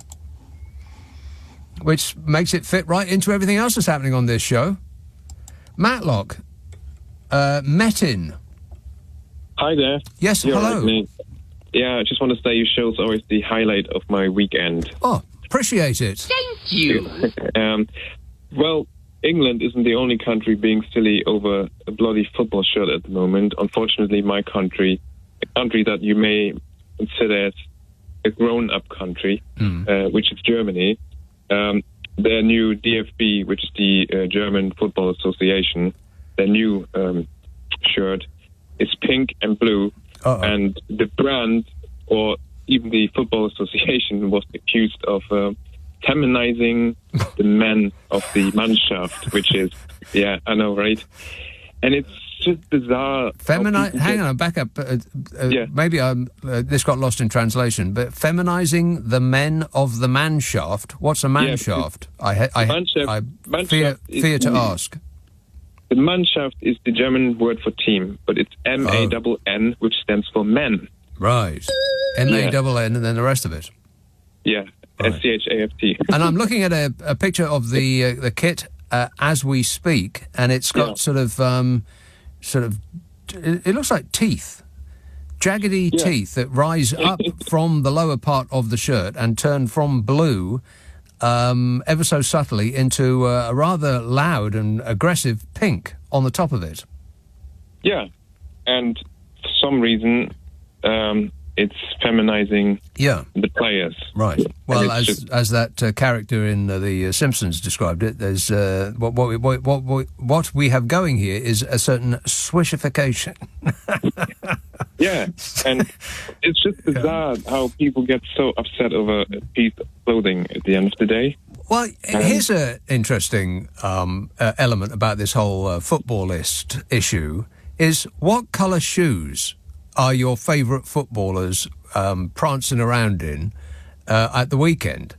Pink, probably, or luminous orange, or bright yellow, or rainbow colours, or any other colour than black, which is what they used to be. Yeah, that's very true. And nobody says a word about it. Nobody says a single solitary word. In fact, the kids can't wait to get a hold of said shoes because that will make them more like Erling Haaland. That's exactly what it is. And I think it's just these social media channels with certain groups and certain channels that have these agendas, making a fuss over nothing, and it's bizarre. I didn't even know about any of these issues. I just saw it trending on my Google search. Which is another excellent reason not to look at the internet. And I do notice, by the way, one feature, well, two actually. The first feature is that you've got 4 stars. Yeah. and the second is that it's been made by Adidas, which is, as far as I'm aware, a German company. Yes. So the German shirt is designed by a German company. Patriotic Britain has its national shirt designed by an American company. Well, I don't know what to say. Well, it sounds like you've said enough. Just as long as you don't mention those 4 stars, Metin, then we'll get along just fine. Thanks a lot, mate. 0345 6060 973. OK, we're not the only silly country in the world, but that doesn't excuse our silliness. Just because Germany is also silly doesn't mean to say that we are right in our silliness. Robbie says, I'm in Glasgow and it's been pouring here all day. Snow is forecast for tomorrow, all day. It's great to be laughing, he says. Well, you've got to have a laugh, ain't ya? Scott texts, as a proud Scotsman, I am incandescent with fury that Nike has not changed our flag. Well, no need. You're not going, are you? I mean, I hate to rub that in, but Scotland didn't qualify, did they? So you don't need to worry about that at all. Does that make you feel any better? No. No, I expect not. Nick Abbot on LBC. Call 0345 6060 973. You don't know what you're talking about, do you? No, I do not know what I'm talking about. Imagine my surprise when I double-checked during the break, and Scotland are going to the Euros. Well, I mean, it was an understandable mistake to make because when's that ever happened? You will, the Scotland team, by the way, will be playing their first match on the 14th of June, 8 o'clock, during which they will be able to investigate and scrutinise that Germany strip up close, because that is the team that they're going to be playing. Oh, no. You'll be able to look at that kit that Germany is wearing while they're beating you 86-0. And then they're against Switzerland and Hungary. So that's actually not... I mean, well, we'll see. We'll see. 0345. I'm kind of surprised that I didn't get inundated with fury. What do you mean we're not going? Ross text, last time we won anything, 1966, the kit didn't even have a blooming flag on it, so it's not much of a tradition. Well, OK. Oldbury, Ranjit. How are you, mate? Yes, Ranjit. Are you very, very angry? Approximately how angry are you on a scale of 1 to 10? -4. Oh, OK. Yeah. you know what it is? It's all the dinglings, right? You know, your caller from Amsterdam, he hit the nail virtually on the head, yeah? So I'm just going to continue from that. You know, in Euro 96, they changed all the T-shirts and everything. Nobody complained. You talked about Peter Shilton. Nobody complained, whatever, yeah? Yeah. Then they didn't have a failing economy. They didn't have an election, right? Okay. Okay. Yeah, now... the NHS still worked. Yeah, all that sort of stuff. So between now and October the 4th, there's about 28 or 29 weeks, yeah? And if it's between November, if it's going to be November, it's going to be 34 weeks, yeah? Right. So they need, and if they can make a story stretch a week and a half, so that's between 20 and 25 stories they need, right, to distract people. That's true. Now, you know, when they're going on about the shirt, yeah, you know, Nike is a massive worldwide company, yeah? Yes, hundreds of billions of dollars. Yeah, how much revenue does the England shirt actually make them? Peanuts. That's the first, peanuts, yeah. And, you know, you always talk about football analogies. A few years ago, all the Man United fans were up in arms about the Glazier brothers and this, that and the other. Says, well, we ain't going to have any more season tickets. And the press office released, he says, mate, there's 400,000 people waiting for a season ticket. Right. Yeah. So put your season ticket where the sun don't shine. So apathy, yeah, and distraction is the biggest problem that we got. What they've done over the last 14 or 15 years, they've created more and more dinglings, yeah? Right? Now, you look at the news or you listen to the radio, the Ukraine war's finished, Israel's finished, there's, you know, opposition leaders in Asian countries aren't locked up. We were talking about this blooming shirt, right? So we've got basically another 20-odd stories to come here. Yeah, or they might just stick with this one, because there is the tournament to come. And, of course, if we don't do well, then the press is going to be searching around for the reason why. And if the manager wasn't standing in the rain under an umbrella, let's assume that they won't do that again. How stupid is football, by the way? I'll get onto that in a minute. Don't remind me to vent about that. But they will blame England's failure, assuming that we don't win it, on this flag. Did you see, you know, last time we was in the Euros, yeah? Everybody started buying them waistcoats, yeah? Okay. You know, I'll tell you something, right? These people who are in power because they are clever. They're not thick. Yes. They know how to manipulate us. Right. Right? So what they do is, like product placement and everything, yeah? Okay? This is what they're doing. They're making fools out of the people, and even people in Amsterdam, yeah, are looking at us and laughing at us like the Australians were, yeah. Laughing at us, yeah, that's right. You know the Australian trade deal? Yes, on the news they were actually laughing at us, yes. We've given everything and got nothing in return, said the Australians, of the deal that they just signed with us, that Kemi Badenoch was parading around like she just won the World Cup. Yeah, but you know what it is? I told you this last week, right? What they're going to do, they're going to get an absolute hammering, right? And now, we're talking about football or politics now? Politics, right, yeah. They're going to get an absolute hammering, and they're going to try and reinvent themselves by bringing that Penny Morden in, or whatever her name is, the sword carrier. Good luck with that. Right. But the thing, though, this is where now I'm getting slightly angry. The sickos who are going to vote them in, It's like, you've just beaten me up with a stick, yeah? And then the stick's broken, and I say, Nick, can you hang on while I go and get you another stick so you can beat me again? And you'll say, don't worry, I'll go and get one for you. That is what the major issue is here today, right? And because the news is being buried. I mean, you know, when they had 9/11, there was a Labour aid that says today is a good day to bury bad news, right? And that's what these always people are doing. is, yeah. So Rishi Sunak has made a proper...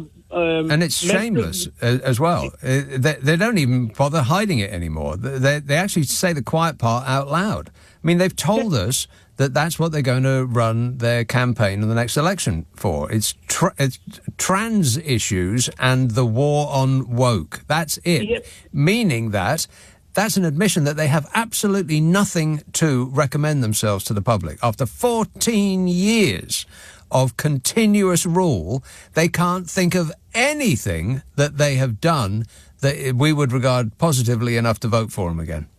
But the problem you've got, Labour has started to take the bait. Yeah, well, that's and just... they shouldn't be taking the bait. Exactly right. That's one of the great disappointments of our time. That the American people are suffering similarly, that the choice that they've got is... not that great either way. I mean, there's one option that's slightly better than, that's significantly better than the other, but it doesn't look that way now. And we've got sort of the same. I mean, I have some sympathy, not a lot, but some, for people who say, well, you know, they're all the same. All politicians, all parties, they are all the same. And I always bridle at that, but Keir Starmer seems to be determined to make that true. I think you know what it is. People like yourself and me, we're banging our heads against the wall, to be honest with you, because, you know, this is the first time you've admitted it. You know that railway track you use, if there's one slight, a minute degrees difference, eventually there's going to be a massive gap. Mm-hmm. And we're now resigned to the fact, hang on, there might not be that gap. Well, right? There will be. It just won't. It won't become apparent immediately. But after a while, then things would be different if we vote Labour than if we voted Conservative. That's just true. I agree with you, but what I'm trying to say is we're becoming despondent now, right? Our confidence is being broken slightly. I just can't stand it anymore. It's like let's go to Rwanda. It's like reading the last page of a chapter of a book over and over and over again. Can we not just turn the page, get to the next chapter? Iranjit, I've got to go, but thanks for that. 0345 6060 973. Here's the thing about football. The people who play and manage football teams are morons. Not necessarily individually, but they act like morons because the crowd are morons. Here's my proof that is true. When it's raining, a manager standing up in a £5,000 suit will stand in the rain getting soaked to his skin because to put a brolly up is what? What is it that would be... What? I mean, apart from the turnip thing with what's it, what is it that they would be accused of?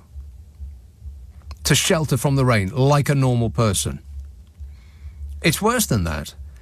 A manager will stand up in a coat that has a hood attached to it. And will they use it? No.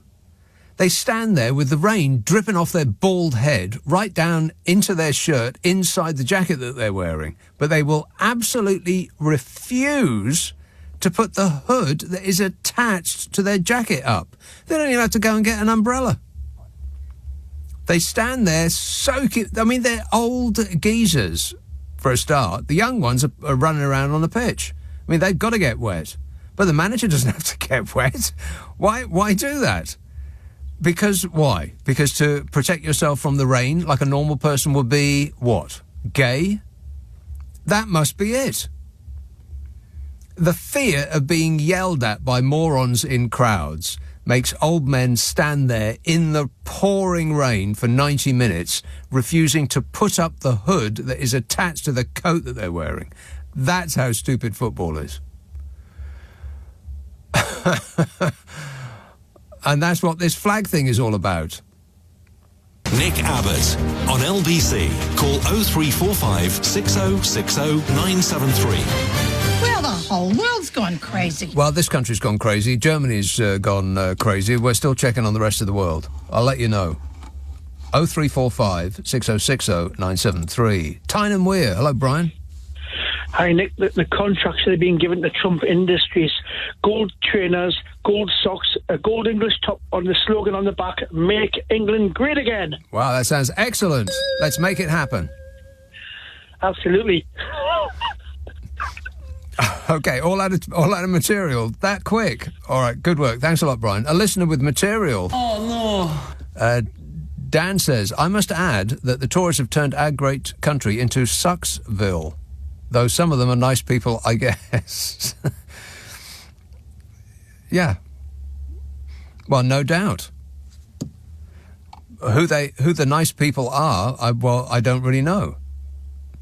Perhaps you can clue me in. Chris says, if the leader of a party for law and order is really that bothered about a flag, wait till somebody tells him that the Union Jack is black and blue on the police uniform. Uh-oh. Uh-oh. Sambach. John. Hiya. John. I mean, I couldn't care less about whether you got the flag on the back of the English chair, stick it on wherever you like on the England shares. Yeah. I'm too busy trying to live. I mean... And how's that going? I'm passing by, so to speak. Right, yeah. At this rate, I'll pass by. You're making a fist of it.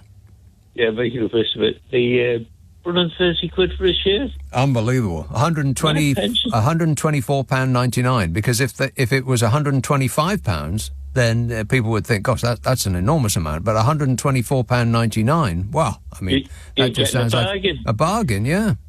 Yeah, I mean, my pension's 200 quid a week. If I went and bought that share, I'd have about 70 quid for a week. I don't know how much money you would actually have to have before that became something that you would need to buy. I mean, I wouldn't pay that much for an actual shirt. Never mind about a polyester one. Well, where I go and shop, I'd have about 15 shirts. Yeah. I'd bought for that. Exactly, and you'd look fantastic in each and every one of them, John, I bet. Yeah. And what did you say? We have a failure to communicate. Cool and loose, all human. Yeah. What we have here is failure to communicate. What we got here is a failure to communicate. Yeah. Cool hand Luke. Correct, yeah. Umundo. And you quoted, you pushed me close to the edge. It sounds like a rap song. Yeah, it was. It was the rap song. It was Grandmaster Flash and the Furious Five. Rock and roll! Yeah, that song. Not bad for 70-odd. Yeah. You keep keeping on. All right, thanks a lot, John. 70 years old and he's still got all his marbles. Can you believe that? He can remember things. In his condition. Ian says, don't forget the blue Union Jack that appeared on some police uniforms and all that involved. All what involved? I don't remember anything about that. Was there a big hoo-ha about that? I don't remember it. No, we don't remember anything about that. There was no hoo-ha up our end.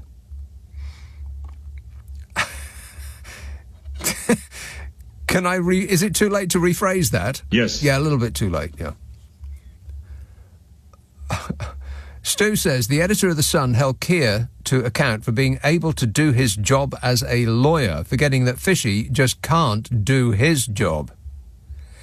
Yeah, it was the political editor of The Sun, wasn't it? It was trying to, trying to do a gotcha on Keir Starmer, because Keir Starmer used to be a lawyer and has represented some unpleasant people.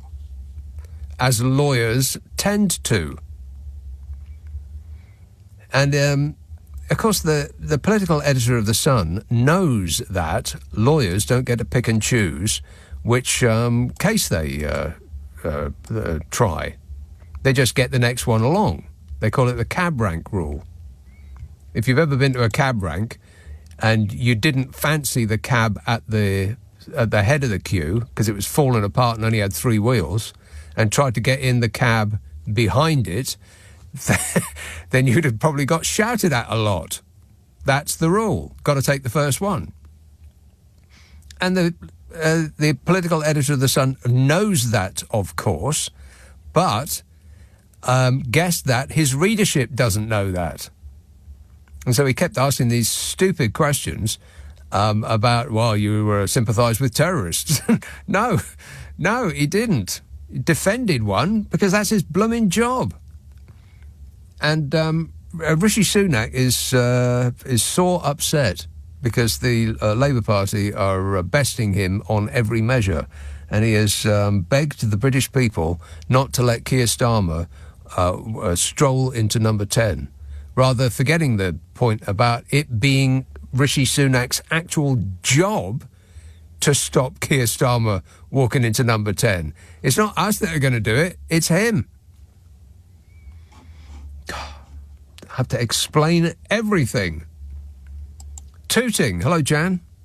Oh, hi, good evening, Nick. Jan, how angry are you, approximately, on a scale of 1 to 10? I'm actually quite fascinated by it, because I'm not about this flag business. Right, I'll put you down as being very, very angry. No, because there's another side to it. I mean, I've been, apparently, I've just got some figures on, like figures? Red and blue, about the symbolism of the colour behind the flags and what Nike has done to it. So red and blue red is 75% of all the world's flags have got red, and 71% have got blue on their national flags.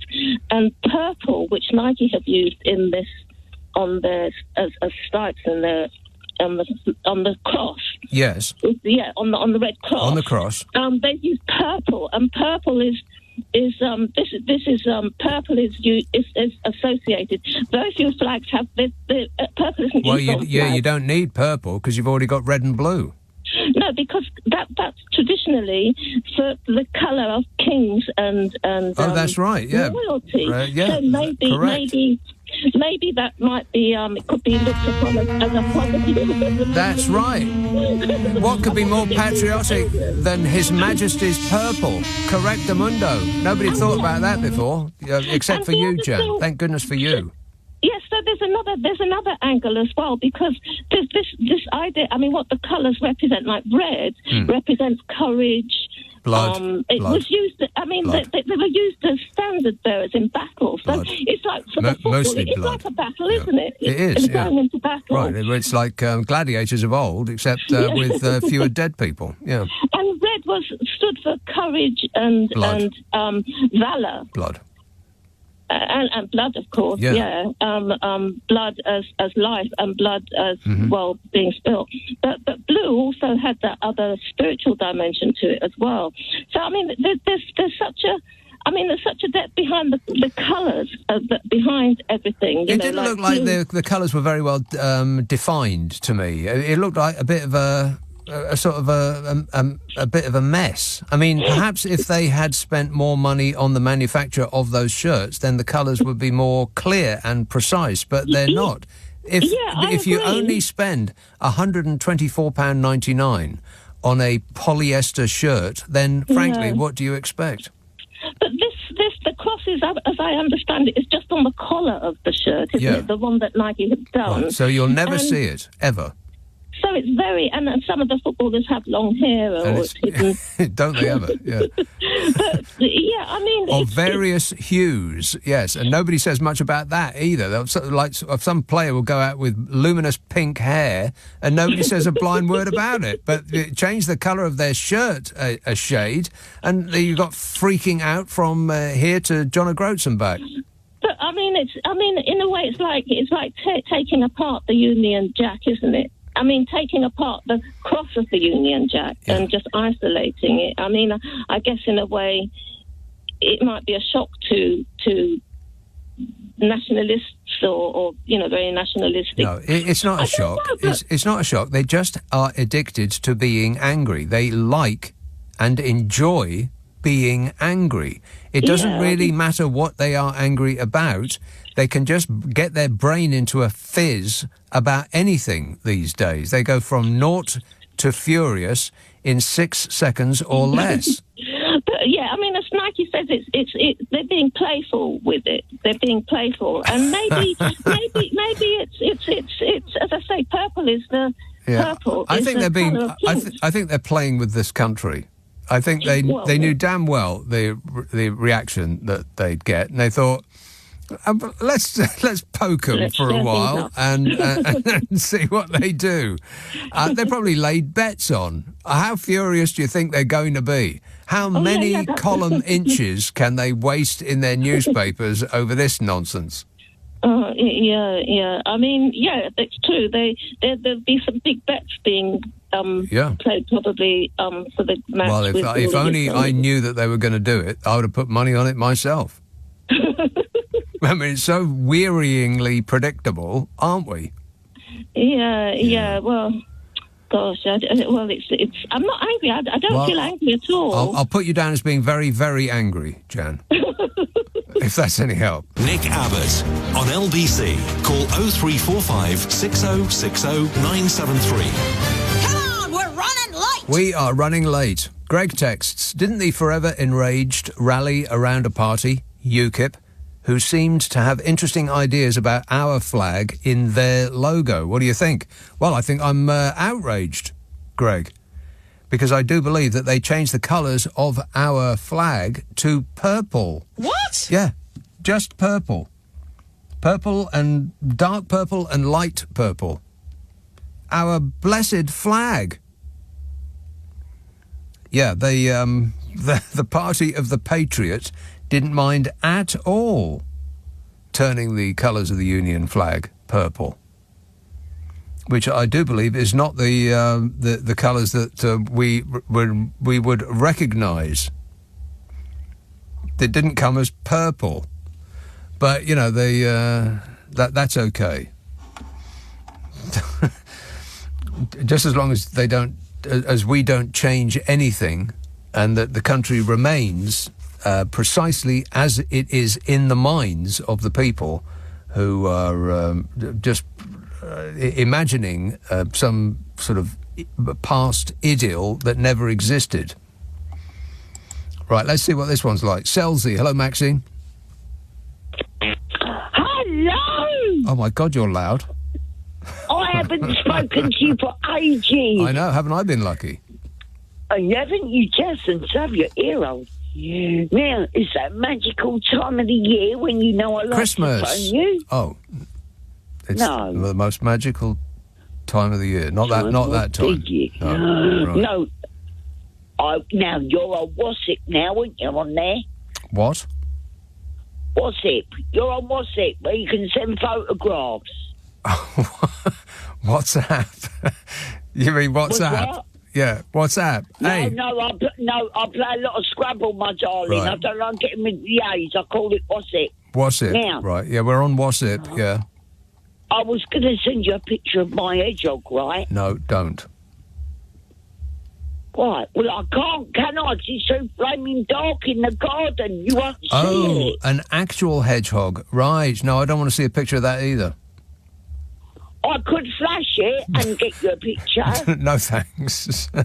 No, thanks. What sort of way are you thinking? What sort of person do you think I am? Very kind of you to offer there, Maxine, but it's a no from me. Yes. I've got to tell you, right, I went for a job interview. Oh, yeah. Yeah, I'm going to tell you this, and I'll tell you the reason why I did call, because your man there, very nice man. Don't stop laughing, very nice. No. But I see this job interview, they wanted a responsible person. And you shut up. I'm a very responsible person. No doubt. So I filled all the application form in. I went there. I don't know why I never got the job. So he goes, oh, you put on the application form that you're very responsible. I went, yes, I am. He went, why? I goes, well, when anything goes wrong at work, my boss tells me that I am responsible. So I know that I am a responsible person. These are the jokes, folks. Very good, Maxine. I did not get the job. You didn't get the job. I can't believe it. They wanted a very... Now, you know, I've heard you on the radio before when you talk about your cars. Oh, don't get me started about my car. No, you haven't got to worry. Look, I have come... Look. It just cost me £1,500 on top of the £500 that it cost me a week or so ago, and they haven't even finished working on it yet. Right, tell them to stop. What, halfway through? Can't I get them to put it back together again? No. It's in bits. I'll be carrying most of it home in a bag. Don't worry, right, because... for £1,500, now this is just for you, and I've saved this. But my mother-in-law, she's 89 now. Yeah. God love her. And she got a mobility scooter. It's a lovely one. It's one of them turbo ones. It's only been used twice. Yes. Right? No, hold up. It's only been used twice, but you can't use it no more because they can't get it in the back of the car. Right. Now, I thought... For me? If you ain't got a car, for you. Yeah, they do go surprisingly fast, actually quite terrifyingly fast on one of those things. I had to go on one a little while ago, and I was quite alarmed at how fast they go. So was I, because I ended up in a bush. Yeah, and don't send me a picture of that either. Thanks a lot, Maxine. Gotta go. 0345 6060 973. You believe that? Osaka in Japan. Hello, John. Hi, Nick. John. I've called to instill some national pride amongst finally the crisis over the flag. Yes. So I go down to the International Bookshop and they've got the Economist magazine there, which I like to buy occasionally. Right. And the international edition is 1,500 yen.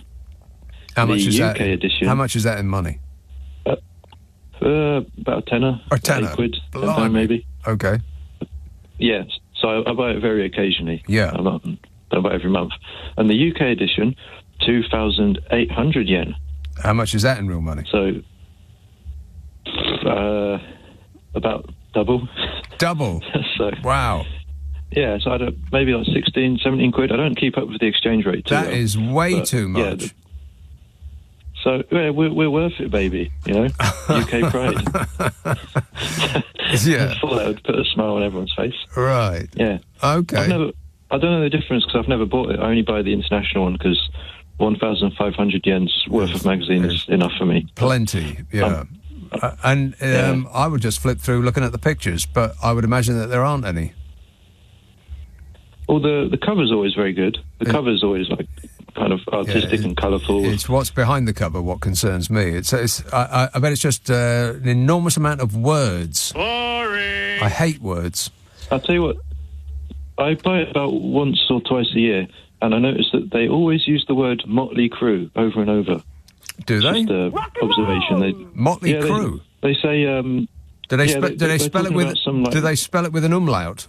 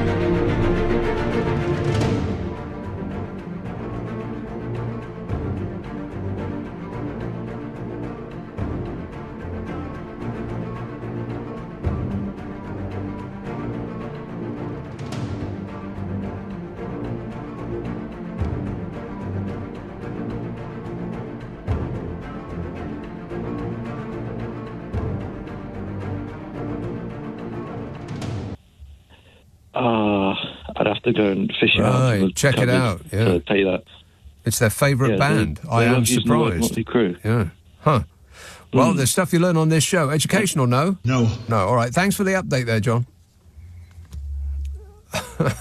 What do they think of Metallica? Don't ask. 0345 6060 973. Let's have Surbiton, Sinead. Hi, my darling. I've been listening to you for years. Oh, yes. And you make me laugh out loud. Thanks, Sinead. You're just great. But? And honestly, I'll tell you something. You cheer me up so much that I have you on catchback. Oh. Now, I'm going to listen, Nick. You are just one of my favourites. Oh, I can't give on about this. Well, you have to remember, Sinead, I am fantastic. Nick, you are. Listen, but I know you were educated in my capital city, Edinburgh, and you never mention it. You never ever mention it. Every now and again. No. Well, I mentioned it earlier on because we were talking about Miss Jean Brodie. Listen, Nick, I am a Gaelic speaker. I'm from the Hebrides. Yes. But what I had to do in Glasgow. What